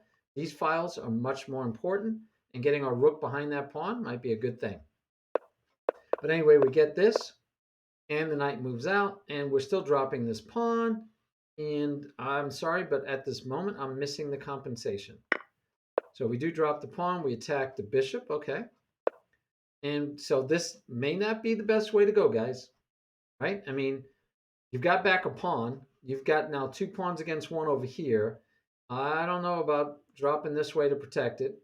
I don't know. I'm not going to think too hard. We got the knight coming here now, attacking the pawn, which is nice. Hard to defend. Can't defend this way, but, it could just push. Doesn't have any other squares to go to. So he could push. Can't push. I'm going to drop this one. Oh, by the way, that's a good thing about knights. Knights from behind attacking a pawn chain is great, because usually the knight can attack both squares just like he is now. And if you move this pawn, he wins that one. The normal trick when you're being attacked is to push the pawn, but it doesn't work when a knight's attacking both of them. So remember that, especially going to the end game, especially when you think, oh, bishops are always better than knights. Not necessarily the case, guys. Here's an example when it might be nicer to have the other. So black says, I'm going to take a tempo to chase the rook. But guys, it's protected. So we could remove the defender, and then I might be able to win the rook. So let's see. And sure enough, white says, I'll grab a pawn. Black says, I'll trade your bishop. And beautiful job for the intermezzo, right? The intermediate move. He thinks he's winning a rook. So don't react and take the rook. Don't react and get upset and move the rook. You look for something better. And he could take with check. So black has to take back. And so now we're back to equal, right? And black, remember, white got that pawn. So white's up a pawn. Beautiful. And now we're into a pawn endgame that white has to know if he can win and how to win. And where's his win? I told you before, it's going to be this passed pawn. It still is. And the pawn is already ahead. So if you remember the last game, or the first game we looked at with yeah, where he was able to push his pawn to keep the backward pawn backward, right? He can't do that, folks. The pawn's already ahead. So that should be his winning pawn. Knight comes back to defend. By the way, the king can come over and help anytime now, but the knight does a good job. And the king says, nope, I'm going to help usher my pawns because the knight came over. This knight's going to hold this one. King comes up instead of over. King probably needs to go over. We get a nice little check. And he doesn't care because now his pawns. Now, this is actually a mistake. In general, it's a mistake because it allows this, but the king gets to come up here and we'll see what happens. Actually, that's this is why I say it's a mistake. Then we get check, and now I just have to, I can even sack my knight for that pawn if my king can get to this pawn. And with this pawn chasing down, I think I have a good chance for a draw now. I think I have a good chance for a draw. So this to me is a definite mistake. Which pawn has to be on the lead? The passer. So this is the right move. King stays here, and he can't go here because you could just take or push. This is the correct move. Learning endgames, guys. Endgames. That's what I'm telling you. You transition endgame, we got to be ready. All right? So it should have been the other pawn, but we get more jacks. We get all these moves. Oh. Did I say white won this game? White lost this game. I was wrong. But white should have won this game, guys. White should have won this game right back here. Okay? White was doing just fine here. Knight is anchored. Knight is keeping the pawn. He's going to sacrifice himself at the right time. And this is how you, as far as I can see, this is how you win. Knight has no inroads yet. Where does he go? He could go here. You could just say, nope, I'm protecting. King can't get in for a while. I'm just going to keep protecting. I'm going to find squares I'm going to trade my knight for that pawn because you can't win without this pawn and this pawn. And he's only got two, guys. This pawn's going to fall, guaranteed. So I will happily play this position against any of you, and I feel confident I'm going to win or draw every time. I'm going to win or draw every time as white. All right, so white was definitely winning this game. All right, guys. All right, let's do any questions about transition. Uh, there's a lot more to be had. We're going to talk more on Wednesday. Well, I might play in a tournament on Wednesday. We'll talk more on Friday. We're going to be watching the Battle Royale tomorrow. So when I watch that and maybe playing it, we'll definitely look for some good end games there. But we're looking for transitions. How do we know when we can transition? And how do we know if we're winning or losing? And because it was like white says, I'm going after these two pawns, and black has an idea that he can win a rook win a bishop actually, right? The idea is that he would take here, and then you would take back, and then he would take, and he would have gotten this bishop for free. But he missed a tactical counter shot, and so he doesn't get anything. And now we're in an end game where white is winning. White has one more pawn, and it's a potential passer, and it's all the way on the other side of the board from the king. And the king, instead of going over here, makes the mistake of going up here. And so white should win this game. White should have won this game. And so this is one of those examples where if we know our end games, we win. But understand that as soon as you went into this transition, that white is so far ahead, he just has to stay ahead. I mean, he can even just do this, guys. You can even just do that because the next move he threatens the pawn. If he pushes, he could just push through. This pawn has got to be pushed. Your potential passer needs to get out into the board. All right, guys, cool.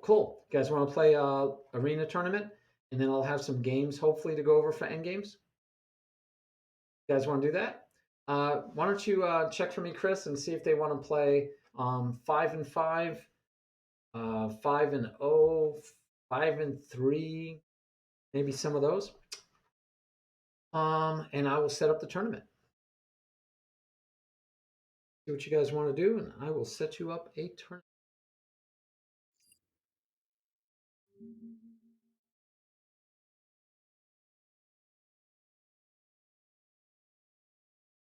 Let you do a little arena play. I did not set up one in advance for tonight.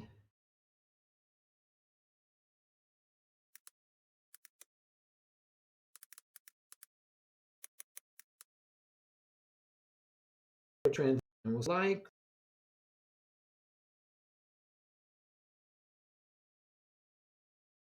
I always like to turn off Berserk and Arena Streak so it's more like real chess, not where you're getting odd wins for weird things.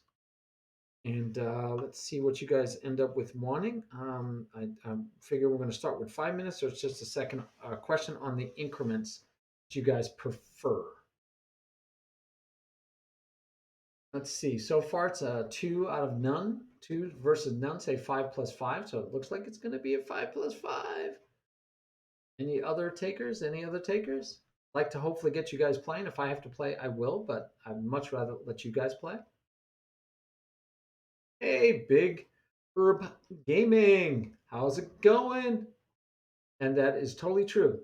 Think you'll like his stream. I did watch him a couple of times. Oh, and you raided with a party of 2. Gracias, mi amigo. Thank you very much. Always appreciate a raid.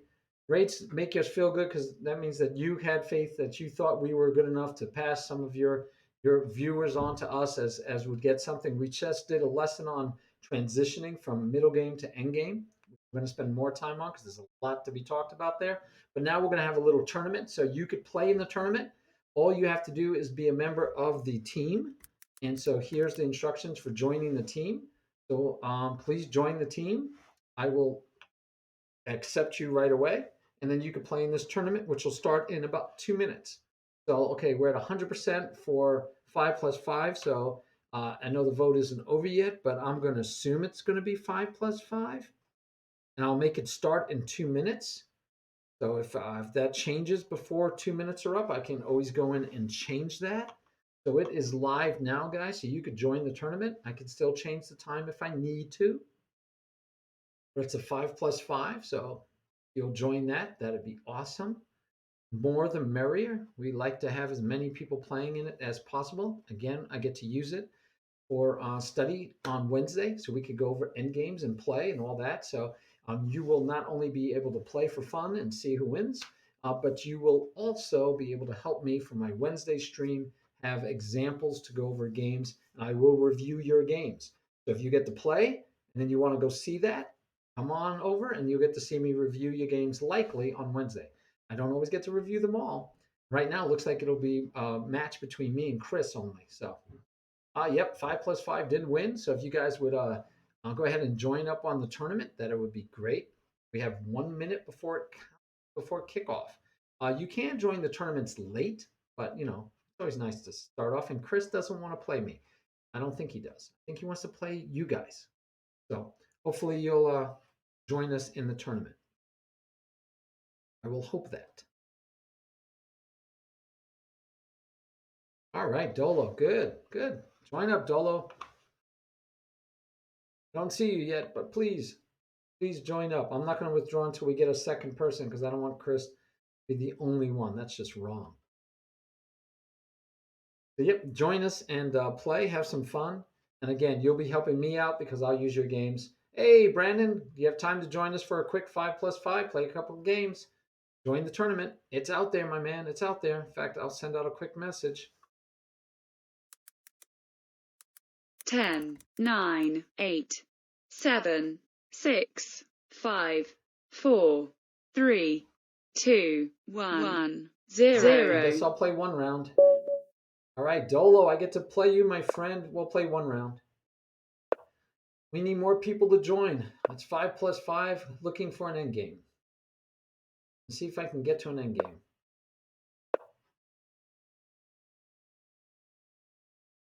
All righty.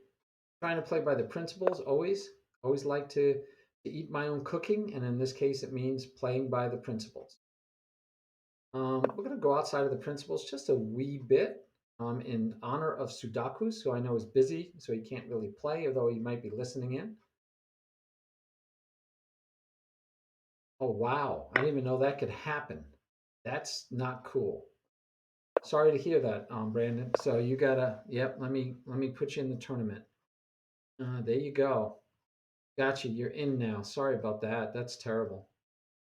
Sorry to hear that. That's just not good. All right, now I gotta see if I can get back into the tournament. There you go. All right. That's what happens when you're in charge. You got to do the side work too, guys. You got to do the side work.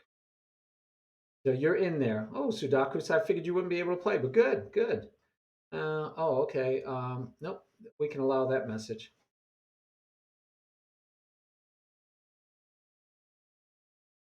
How are you doing, Sudakus? I keep working on your name, Sudakus. Boy, we're gonna do a tournament together for our Mayhem tournament, and I'm gonna have to commentate with you, and I'm gonna have to be able to say your name. Killing me. Hey, Noah. Noah joined our tournament. Oh, let's see. This is getting exciting. Oh, I can't do that. Look at just sleeping. I'm sleeping, guys. I'm sleeping. I almost slept that. Would have been bad. Almost slept that. Just sleeping away the hours. So not want to. I so do not want to move that. This is getting wild and woolly as it can be. Let's go with this first. This is getting crazy. It's just getting flat out crazy, guys. I don't even know what I'm getting so wild.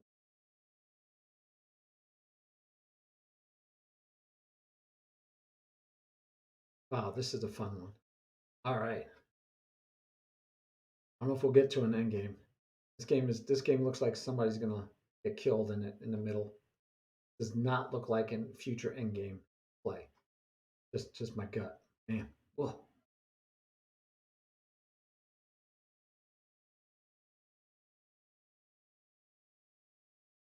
Fun game, Dolo. Fun game. Yeah, that's what I anticipated.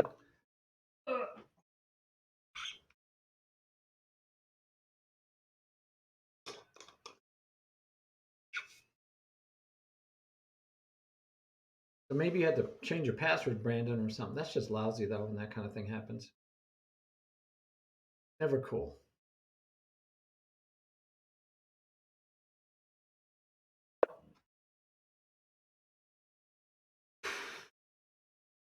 Okay. So I could rush. Why am I rushing? I should take my time. Find a good move. Find the best move.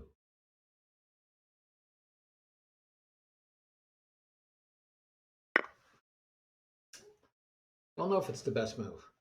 Move I'm gonna go with. Wondering if I should have done that.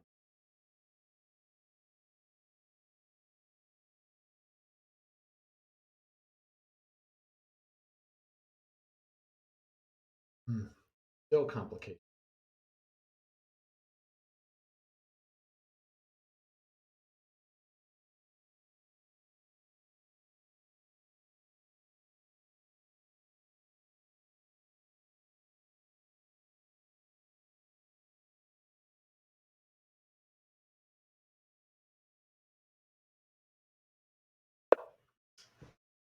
Wow, this is complicated. Told you it's going to be a fun game, though. It's not going to be a quiet game. It'll be a bloody game. Bloody bath, a bloodbath.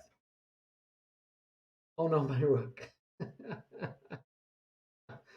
Are you psyching me out, Dolo Bender? Did you have a winning move? Snuck away and said, "Oh no, my rook." Are you doing a Rosen to me? Let's see who we have. Oh, look at that. We have 9 players. I can definitely leave this stream. I don't need to be. A nice move. What was that? My knight? Yeah, that was nice. That was nice. I like that. Oh, we're still gonna take you. I like that though. That was good. That was good. I didn't even think about you taking the knight. That I didn't even cross my mind. I think we're gonna take this way. And I don't even know where when the dust settles, I'm up the exchange. Okay. I had no clue even if I was winning or losing after all that. I just knew the king was out here. I was eating pawns. I had this long pawn chain going. 2 pawns that are kind of weak, even though he's got the bishop protecting that. Got this opportunity coming up soon. Got to remember that this will be hanging. That's just so much is going on.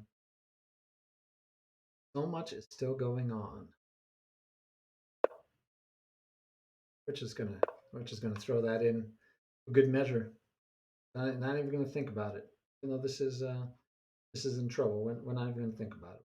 Throw that in. Gotta throw that in for good measure. Right. So now I'm thinking here, since this is actually covered. Yeah, I'm thinking that's a right move. I don't have to think too hard about that one either. And that leaves that one. Now we could go here. Then he gets this one in. That one's gets to save it. Here we get it for free. Here we kind of had it for free. I think we're just going to take it here with check, right? So good news. Gives us that opportunity. It comes out. Now this pawn could take there, free this one. But I think we're just fine. I'm going to take here, throw that up, maybe have that later. Maybe. I think we're surviving pretty well. All right, this one goes, and that gives us squares. Here he gets to not run back. I come here and this, still okay. I have to worry about anything else. Do I see any other? Nope, I don't see anything else at the moment. I think we're okay with that move. Fun one. Definitely a fun one. King is unfortunately out in the wild, as we say. Is out in the wild.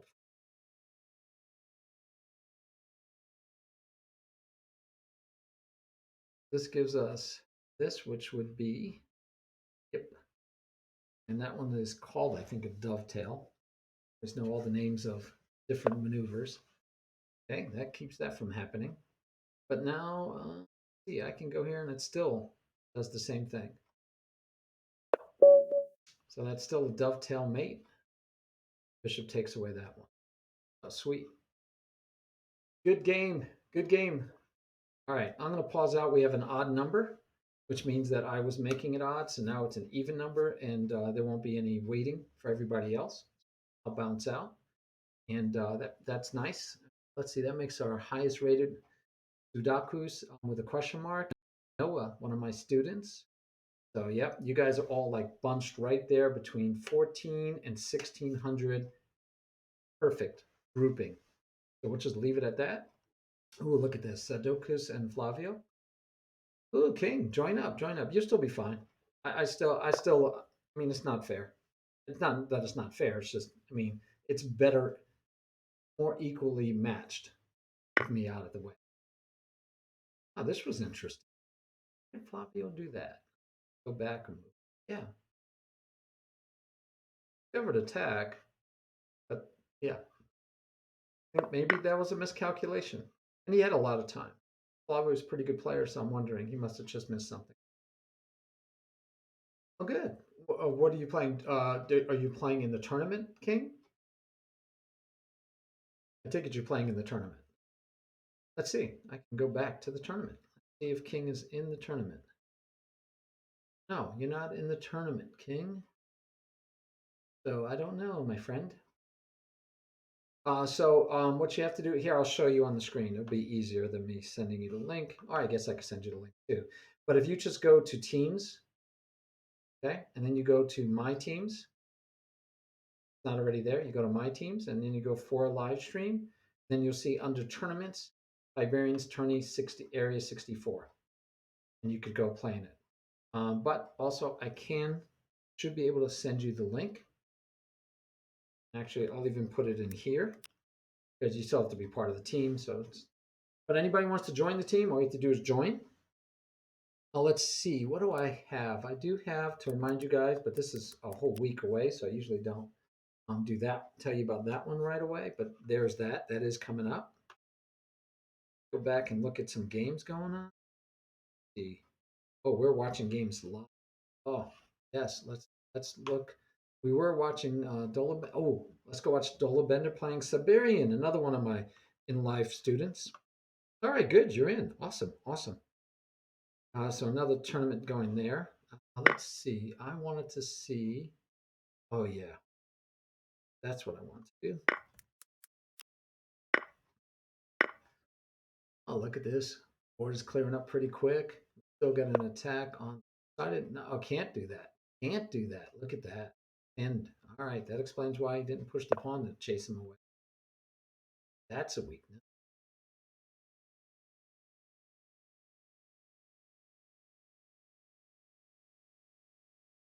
Like that. Almost acquired. I don't see how else he from losing material. So this will be interesting.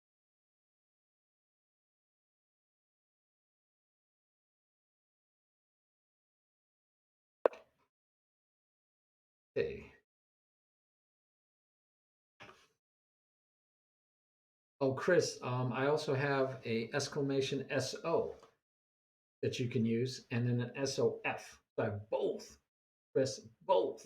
Came up with two of them. One is for favorites, and one is just for like maybe somebody we've never known that decides to rate us. We do the SO for a shout out, and if it's like Sudakus or Flavio or whoever, somebody that we know and love, we give them the SOF, which is a shout out favorite. Yeah, I built two of them. So just so you know, you can use either one, Chris. You are a mod, so you're in there. You are in charge, my friend. Now I want to also try this one. I don't know if it'll work, so I gotta try it out. Ah, there it is. All right. All right. Get that. It does work. Now, did it do everything it was supposed to? Supposed to show how many? No, it does. It just shows how many followers. Cool. Super cool. All right. So that's another one, Chris. We could do is exclamation follows. All right. So what happened? Oh, he did move up. I missed some moves here. Let's see what happened. So he moved up. Then the knight decided to abandon his post, and White didn't decide to go for that. By the way, White could have done this and win an exchange. Could have went there and won the exchange. All right, let's go check out some other games. Ooh, look at this. Big Herb is playing. He's not in the game right now. I want to watch him play. I haven't seen him play before. Let's see. King is playing my student Noah, another teenager. In fact, Noah, did you get your driver's license? Did you pass the test on Saturday? And Noah's not going to know because he doesn't on the stream. So I gotta maybe put that in the main one. Oh, you know what? I'll just message him directly. I gotta message him directly. He was having his driver's test on Saturday, and I haven't heard from him since. So I don't know if he passed driver's test. Do I have any other neat things that I created? No, those are the neat ones. All right. So I gotta see if my buddy Noah, one of my students, passed his driver's test, so I know if I have to stay off the streets.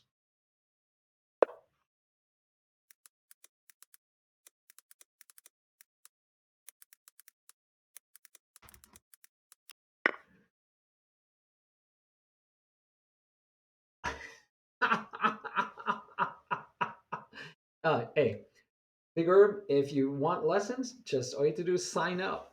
In fact, I have a thing for lessons. think it's with an S. Let's see. Maybe not. It's without an S. It's without an S. Yep. So you could sign up for lessons. They're free, of course. Normally Sundays at 1 o'clock. I should have someone for this Sunday. Might be Dolo Bender. We might be doing a lesson with Dolo Bender this Sunday. But sign up, and it could be this week or it could be the next week. We'll get you a lesson. Definitely, definitely happy to get you a lesson. Let's see this one, Chris and Noah, and I don't know what's going on with Chris because he's developed only one piece, and he's not up any pieces. He's definitely up a pawn, and he's up more than one pawn. Let's see, 2 pawns to one. No, he's up one pawn and no, absolutely no development except for castling. Absolutely no development but for castling. And if Black just develops his bishop, either any of these squares would have been fine. And then he castles, he's going to be fully developed. So White's got to try to catch up on development. Oh, thanks, Burb. Thanks, Big Herb. I'm going to need a abbreviation. Big Herb Gaming. No, I appreciate it. Thank you. Thank you. This. I just love teaching, and it's a great opportunity. Big Herb is in a game. We'll take a look. We'll see how you did in your game. How you doing in your game? See if you really need all this help you're saying. So sometimes it's, hey, Flavio, join the tournament if you can, Flavio. You know we love to have you playing. You're already a member of the team, so just join the tournament if you can. So we did go over one of your games, Flavio. I thought you had won, but you didn't. But it was a good game. You should have won. You should have won in the end game. You had a winning end game, Flavio, and you misplayed the end game. So it was nice. It was nice, but just so wanted you to carry through that end game because you were there, and we've had the lesson. Uh, but yeah, thanks, Big Herb. We'll see. We'll see if you actually need a lesson, but feel free to sign up for one um, if you want it. Or 1366. Yeah, you're probably there. And poor Brandon. That means you had to start your rating all over again, Brandon. That's aggravating. That's just not nice when you get people hacking your account. I'm thinking if you just change your password, that might have done it. But did you talk to Leechess at all, Brandon? I wonder, or did you just give up and create a new account, or did they tell you to? Yeah, yeah, you did blunder the bishop. You did. You did. Brandon's getting pretty good. Oh, okay. Excellent, Flavio. Sorry. I didn't realize you had played Sudakus. I might have watched it. I did tune into a game. All right. So looks like Noah, it wasn't the driving test, it was the written test so that now he could practice driving. So it looks like he gets his permit. Awesome job, Noah. Even though I know you're not listening. Awesome job, buddy. Good job. Glad to hear it. Oh, let's see what's going down. So tomorrow's a big battle royale, by the way. Tomorrow's a big battle royale. We have 13 people signed up, 4 different teams. Let's see how our team is doing. The 4 live stream actually has the most players of any team. So there you have it. You guys are rocking it. I'm going to see if I can get my daughter to play. We need more players on the club team. So hopefully we'll get a nice turnout. I should have also more students playing because my students that are in class, they will be joining. And since it's at 7 o'clock, that'll work out really well because the class starts at 6:30. So that'll be their practice time. So excellent. All right, good news there. So yep, tournament looks like it'll be fun tomorrow. But hopefully we can get a few more players. Not so much for the live stream. Live stream's looking healthy. I need to get some other players from the others. Like I said, my class should get a few players, so that should work out. All right. Hey, Leonard, you're in the tournament, but you're paused out, so I don't know if you're going to play. We have 10 with you. So if you don't pause, that'd be great, Leonard, because they need you to play. That would make an even number. Oh, okay. All right, Brandon. Oh, well. Now you get to start over. You get to start fresh. No losses, no wins. And I'm gonna have to. Oh, that reminds me. I need to follow you, my friend. So did you change your flag? Were you a UK flag before? Now your flag is like, what is it? Swiss? I don't even know. I'm not good at flags. My daughter and I tried. Oh, it's England. See, little I know. I didn't think that was England. See, my daughter and I were doing GeoGuessr the other day. That was fun. Not on stream, just doing it for geography class. And we were like, man, if we knew flags, this would be so much easier. And we didn't know flags. All right, so Brandon, let's see. Brandon was up a piece. He still is. He has four minor pieces. All right. He still needs to finish development and he needs to castle. So we'll see if he follows the things we've taught for the last 20 weeks now. It's coming on. Wow. That's something I should celebrate maybe 1 year of streaming, which will be next year sometime. Yep. I kind of knew that. Kind of knew that. So the UK flag, does it have a flag for the UK or is it each one just have their own flag? Because obviously the flag you have now says England on it. Let's see. Sudakus is up against our buddy Chris. Ooh, and Sudakus is well, he's winning this game, which is we can understand that. Sudakus is the stronger player right now, so Chris is learning though. Chris is trying to get better. Chris has to pull out one of those miracle stalemates that King pulled on me the other day. That's what he needs. Oh, it does. Okay, it does have its own UK flag, and then you have an English flag too. Cool. Yep. Chris needs to see if he can get a stalemate out of this somehow. That'd be a good result if he can get it because he's down. I like it that he's not giving up. As always, do not give up. Never surrender. Never give up.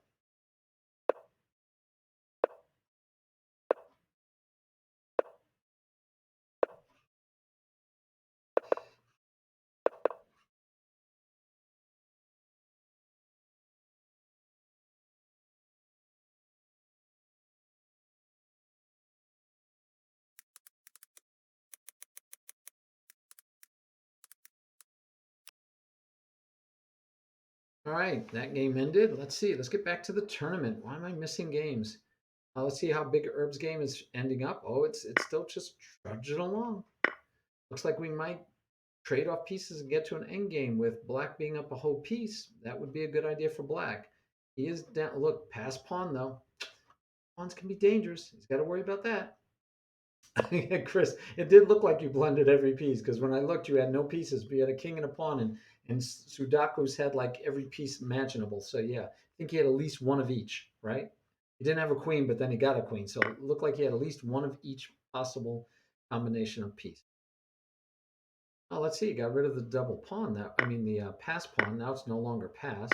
He gets to trade off. Now, if he just goes and fights for the file and trades off the rest, trades off everything, he'll have a bishop against nothing, against no bishop, and he'd be winning.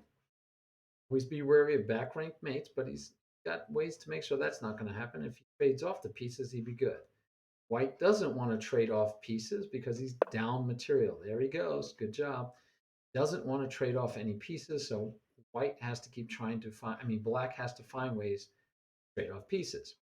Doubling rooks is good, and making sure that there you go, make sure you have a way for your king to get away in case of trouble. Maybe a little too aggressive, but it's okay.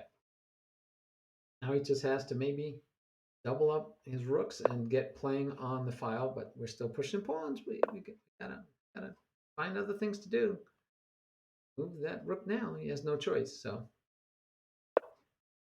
that's a good square. This is a good square. It's got a lot of good squares. Ooh, but he did block that. Bit of a problem.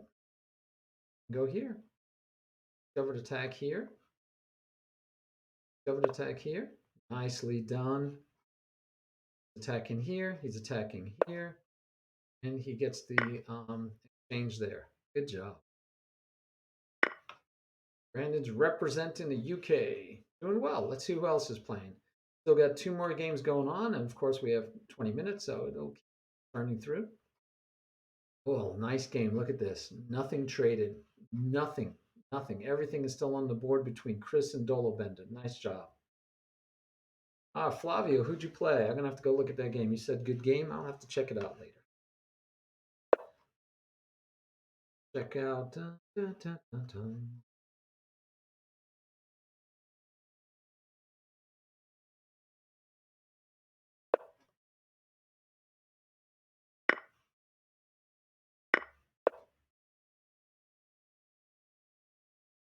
Right, another game to review later.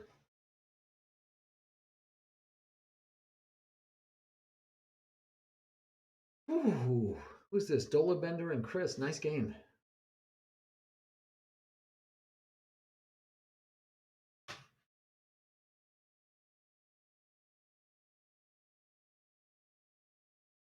What do you mean? Did you get mated or oh, you thought you were winning and you got mated? Oh, okay. Wow. And here's the weird thing. I could say I'm sorry to hear that, but I'm happy for both of you. So you're both my students. Now Noah's been my student for years, so I got to give him the edge for cheering him on. But King, I cheer for you too because you guys are both here learning. But it's good to but he just got his driver's permit. So.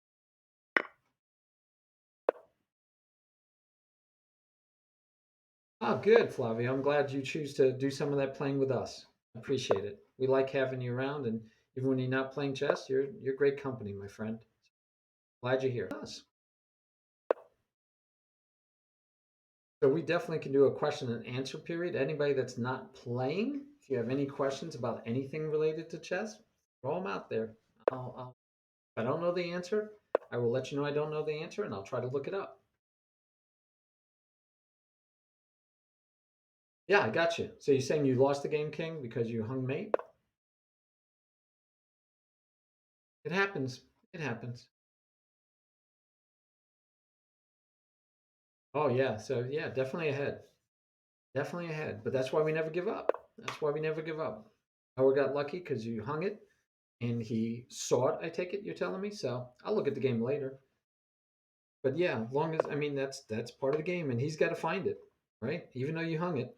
So that's the funny thing because in real life, right? And if you're watching in real life, what happens is people like show it on their face that they blundered, and you might notice and go, "Oh wait, he blundered. What? Why is he making that face?" And then they find the mate, right? But because you might see it before he does, or he might, yeah, you might see it, and if you can do like a good, you can hide it. You can hide it so that he doesn't know that you blundered. Then you can survive. But yeah, yeah. Yeah, I see the end now. I just went and peeked at it. It was still close. I mean, you're up the exchange though in a pawn, so you're not. It's not an easy win still, especially with queens on the board, guys. With queens on the board, you always have a chance for a perpetual check, for different kinds of checks. So you never give up, especially with queens on the board. You're gonna have a chance. All right, Big Herb is playing again. Oh, Brandon's playing. Let's see. Noah's in first place, and he's playing Sudokus. Oh, that's the game I just had up. I think. Playing Sudokus. That's a tough one. Let's see. In Sudokus, looks like he's got him on the ropes a little bit. He's trying to find a way to keep from getting mated. This is a good one. Look at this. In fact, I don't know why this didn't happen move before. There's something in the way? No, there was nothing in the way. Yeah, I think this should have happened immediately. Would have slid over. And then he could have went back. I think he could have went back maybe. Not, I don't know. Yeah, he had mate like multiple ways. Good job there, Sudaku's giving Noah his first loss. And Sudakus is coming back, so it's 4-4-4-6. And I know Flavia doesn't care about the score, but we like announcing it. Keeps us engaged. Big Herb and King are playing. Uh-oh, Big Herb and King. And King definitely has the rating points on Big Herb right now, so this looks interesting.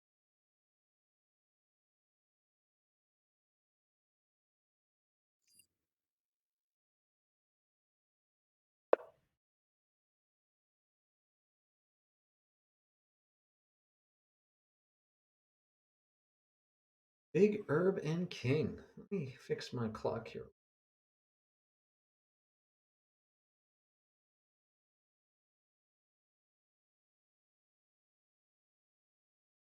Clock is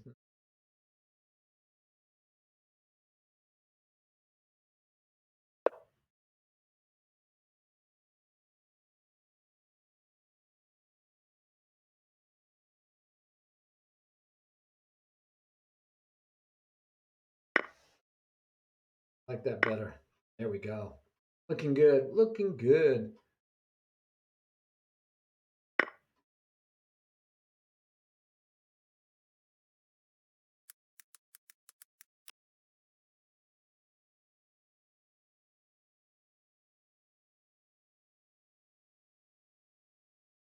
Oh, too bad Chess Wizard didn't make this one. Let's see. So we have 4 minor pieces versus 3 minor pieces. So it looks like Big Herb dropped a piece again. Gave one away. See, oh, right here. Took with the knight, just dropped a piece. Yep. Right. So still can come back from it. Game's not over. I look out for a lot of troubles though. A lot of troubles coming.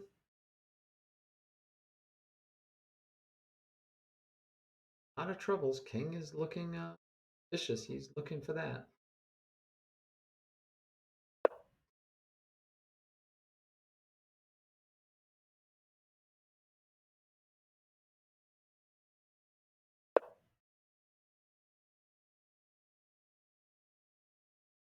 Gonna be a tough one. Let's see what else we got. Oh, Flavio and the #1 player right now, still in the lead. And we got Flavio playing. Did he play the English? No, he played D4, and C4 is normal with D4, even though it's not a center pawn, but it's definitely normal. In fact, I always teach if you're going to play D4 that you should play C4 with it. If you're going to play D5, you should play D5 with it. So even though it's not a center pawn, it's one I definitely go ahead and do that with. No king, we don't do takebacks. Even a misclick, I know. No, at least I don't. I turn off takebacks, King. I don't ever ask for them. I turn it off so I can't ask for them, and I turn it off so I can't give them. Why? Because even in a real live game, you might touch a piece by accident. You might drop a piece on a square you didn't mean to let go of it. So it's the same as a misclick in my mind. And it's just a big, thick, sticky wicket to get started down a trail I don't like because even if it is a misclick, you ask for it, you give it to them, but then let's say 5 moves later, they make a mistake that they see right after they let go, right? Is that a misclick or did I just drop it and then realize it was a mistake? I realized that when I let go, if I didn't let go, I would have still, so that feels like a misclick. So then I can ask for a misclick then, and then it's just, then you start like wondering, are they asking for moves back because they actually misclicked? Or are they asking for moves back because you're winning? It's just gets messy. So I just try to make a rule for myself and my students. I tell them turn off takebacks where you can't ask for them and you can't say yes if people ask chess because play the game and if you make a mistake it's just like on over the board if you touch a piece by accident like you're thinking and you touch it and you go oh I didn't mean that yeah well it wasn't like you brushed it you actually touched it thinking about moving it so now you got to move and it's just easier it's just cleaner. Yeah, and if you make a blunder, they'll make a blunder. If you make a misclick, they might blunder. So oh, your game going on right now? I might go take a look at that, King. Well, right now this one looked a little bit more. Hold on, this one's pretty exciting. You got me going away, and I'm looking at all this nastiness coming. I want to see what happens. I want to see if Noah finds a way to avoid all the nastiness coming his way. So but this is one of those times, like for Flavio, if the queen was ahead of the bishop, you'd have mate. Right? So if the queen is ahead of the bishop, a lot of times that's a better battery than the bishop ahead of the queen, right? Both of them are called a battery, but a lot of times it's better when the queen is at the tip of the spear, when the queen is at the head of the battery. Much better chances. Big Herb Gaming, I got you covered. We have principles, we have tactics, not tactics, principles and concepts. Rules, well, more like guidelines. But we have those, and those will help you. Those will help you. And it's not that you don't have, you just, I don't know if you need experience. I don't know if you need some ideas about the principles behind the game. We'll get you set up. You'll do fine. Problem here for Noah though is one, he has a piece to develop while white is fully developed, looking very good. Nice long pawn chain and threats galore. And he really has nothing going on, no coordination, no threats, no, it's just looking mundane. I mean, and that doesn't look great. Okay, take it with the pawn. Interesting choice. Again, it'd be if this was the other way, it's a one game already. This is one of those we could change our direction. And Noah's, I love it. Noah's fighting back, trying to find a way to open up the game, give himself a chance. Love it. Good game. Good game going on there. Let's see. Oh, you're playing Big Herb, huh? Okay. Yeah, you don't need a few mouse slip. Big Herb just gave away pieces at the beginning of his game, so you should be fine. You should be fine, King.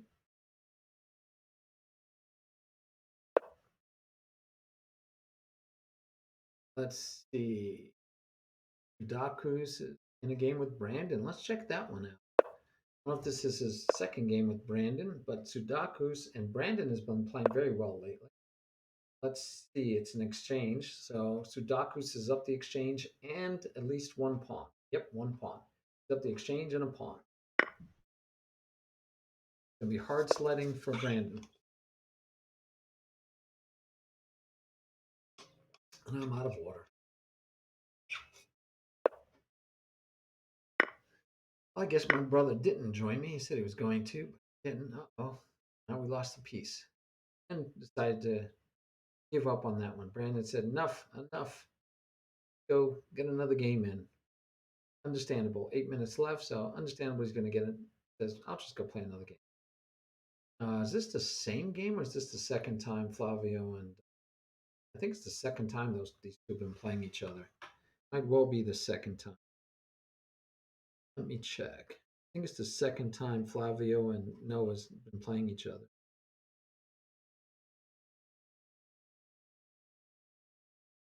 Oh, and Flavio's now in first. They both have 6 points though, so this is kind of for this might be for first place. But no, it's first time they're playing each other. Didn't realize it. Okay. I was thinking it was the second time. Maybe not. And right now might decide who ends up in first place though. I made what rated? They're all rated, yes. Another reason not to do takebacks because it's a rated game.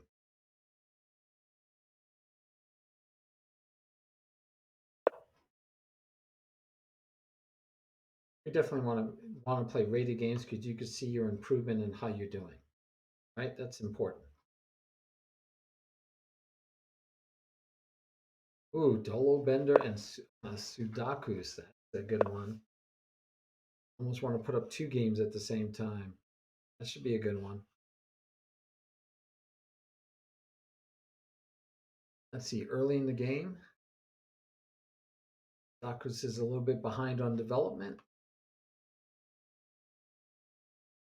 Oh, looks like the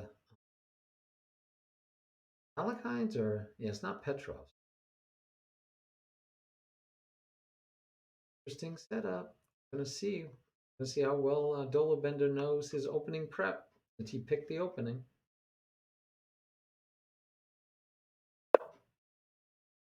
Oh no, King, they're all rated. Yeah, all these tournaments are rated every Monday. And if we play on Friday, though, usually when you just play against me one on one when I'm talking a whole lot, I make those unrated. No, your game is over. I can go look at it later. I'm trying to watch live games right now, though.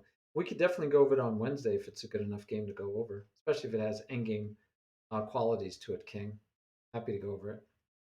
See how this game is going. So, Flavio, one minor, one minor. I remember before you had such a dominating attack going.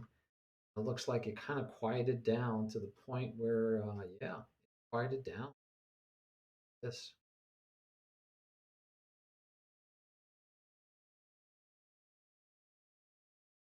same problems.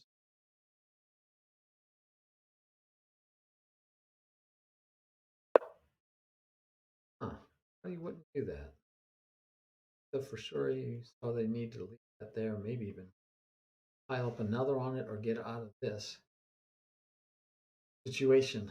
So looks like tactics. Yep, I'm expecting tactics. Expecting tactical shots coming.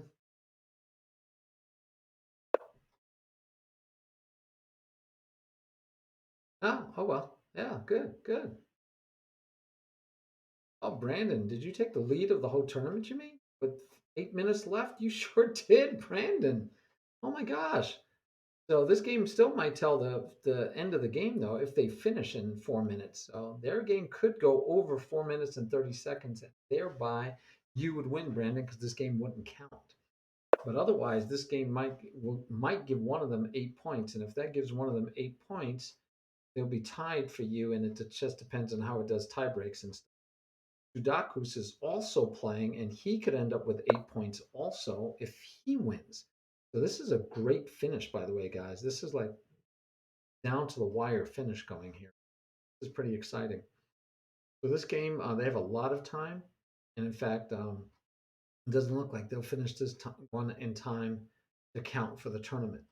So unless somebody gets a surprise checkmate or somebody resigns quick, this one probably won't count towards the tournament. So Brandon might have a chance to win his second tournament ever, right? I remember you won your first tournament just a little while ago. Oh, did he? Oh, I got aborted? Ah, oh well, that still counts though. Unfortunately, still counts. But I hear you. I hear you. Got one of his pieces. That's kind of lucky for him. If he's playing a game now though, if he can win that game in less than 3 minutes, he'll be almost guaranteed first place. Oh, look at this one. Avio's got the stuff going here. I don't know. I don't see a way to stop it. I don't see a way to stop it. Gotta be aware of your ranks. Gotta be aware of that second rank. You can't move away from it and give it up. I'll prolong it. I'll definitely prolong it. 2 minutes and 40 seconds left in the tournament, guys. So that prolonging may make a big difference. Let's see. Brandon is playing right now. If he can win that game in 2 minutes, he might be in there. Play quick though.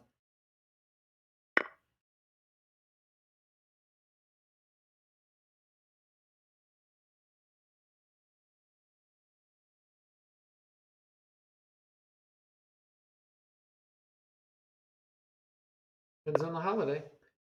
Depends if you mean work or personal. Looks like he's trying it. Looks like he's going for it. It's going to be a close finish. And this game does not look like it's going to be done in less than 2 minutes. Dolo Bender is holding on, doing fine. Let's see, 2-2. It's yeah, looks even. Sudakus is up one pawn, and that's it. Now he's getting a little bit of an attack going. Got a knight I got a rook that's kind of like misplaced. Yep, got another rook. He's going to make him feel uncomfortable too. Where does he want to go? Here? Here? Where does he want to go? Got two hitting there, but that's okay. Oh no, that's actually going to win the exchange. Goodness, yeah, but still, I don't think it's enough.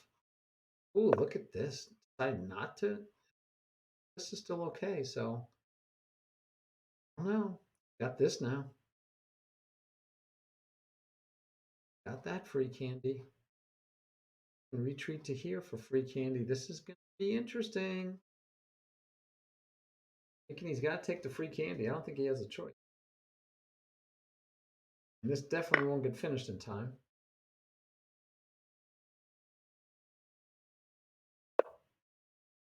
Oh, nice, nice. Discovery here. Oh, but he dropped that. Oh, my goodness. Solo Bender should win that one now. Wow. Wow. Yep, I think he was only thinking about taking here and getting checkmate here, but Queen would take back anyway. Oh, it was a misclick. Okay. I was wondering. I was wondering. What were you thinking? Because if you misclick, where were you going to go? Because that queen was hanging.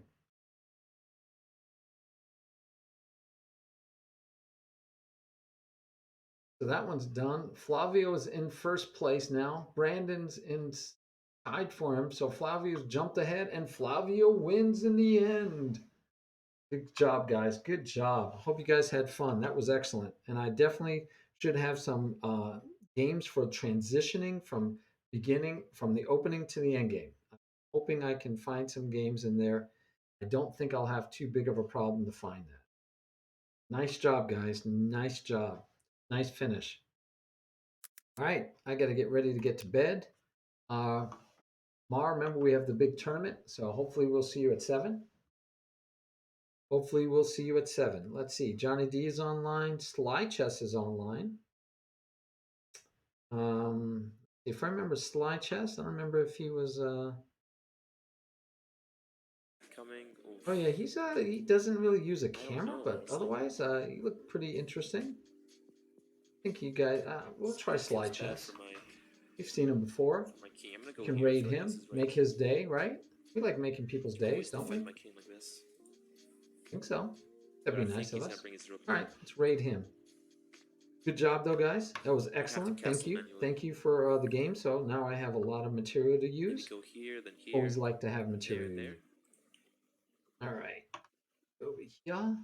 So, Yeah, you should try chess.com puzzles. Both Puzzle Brush and normal puzzles are awesome.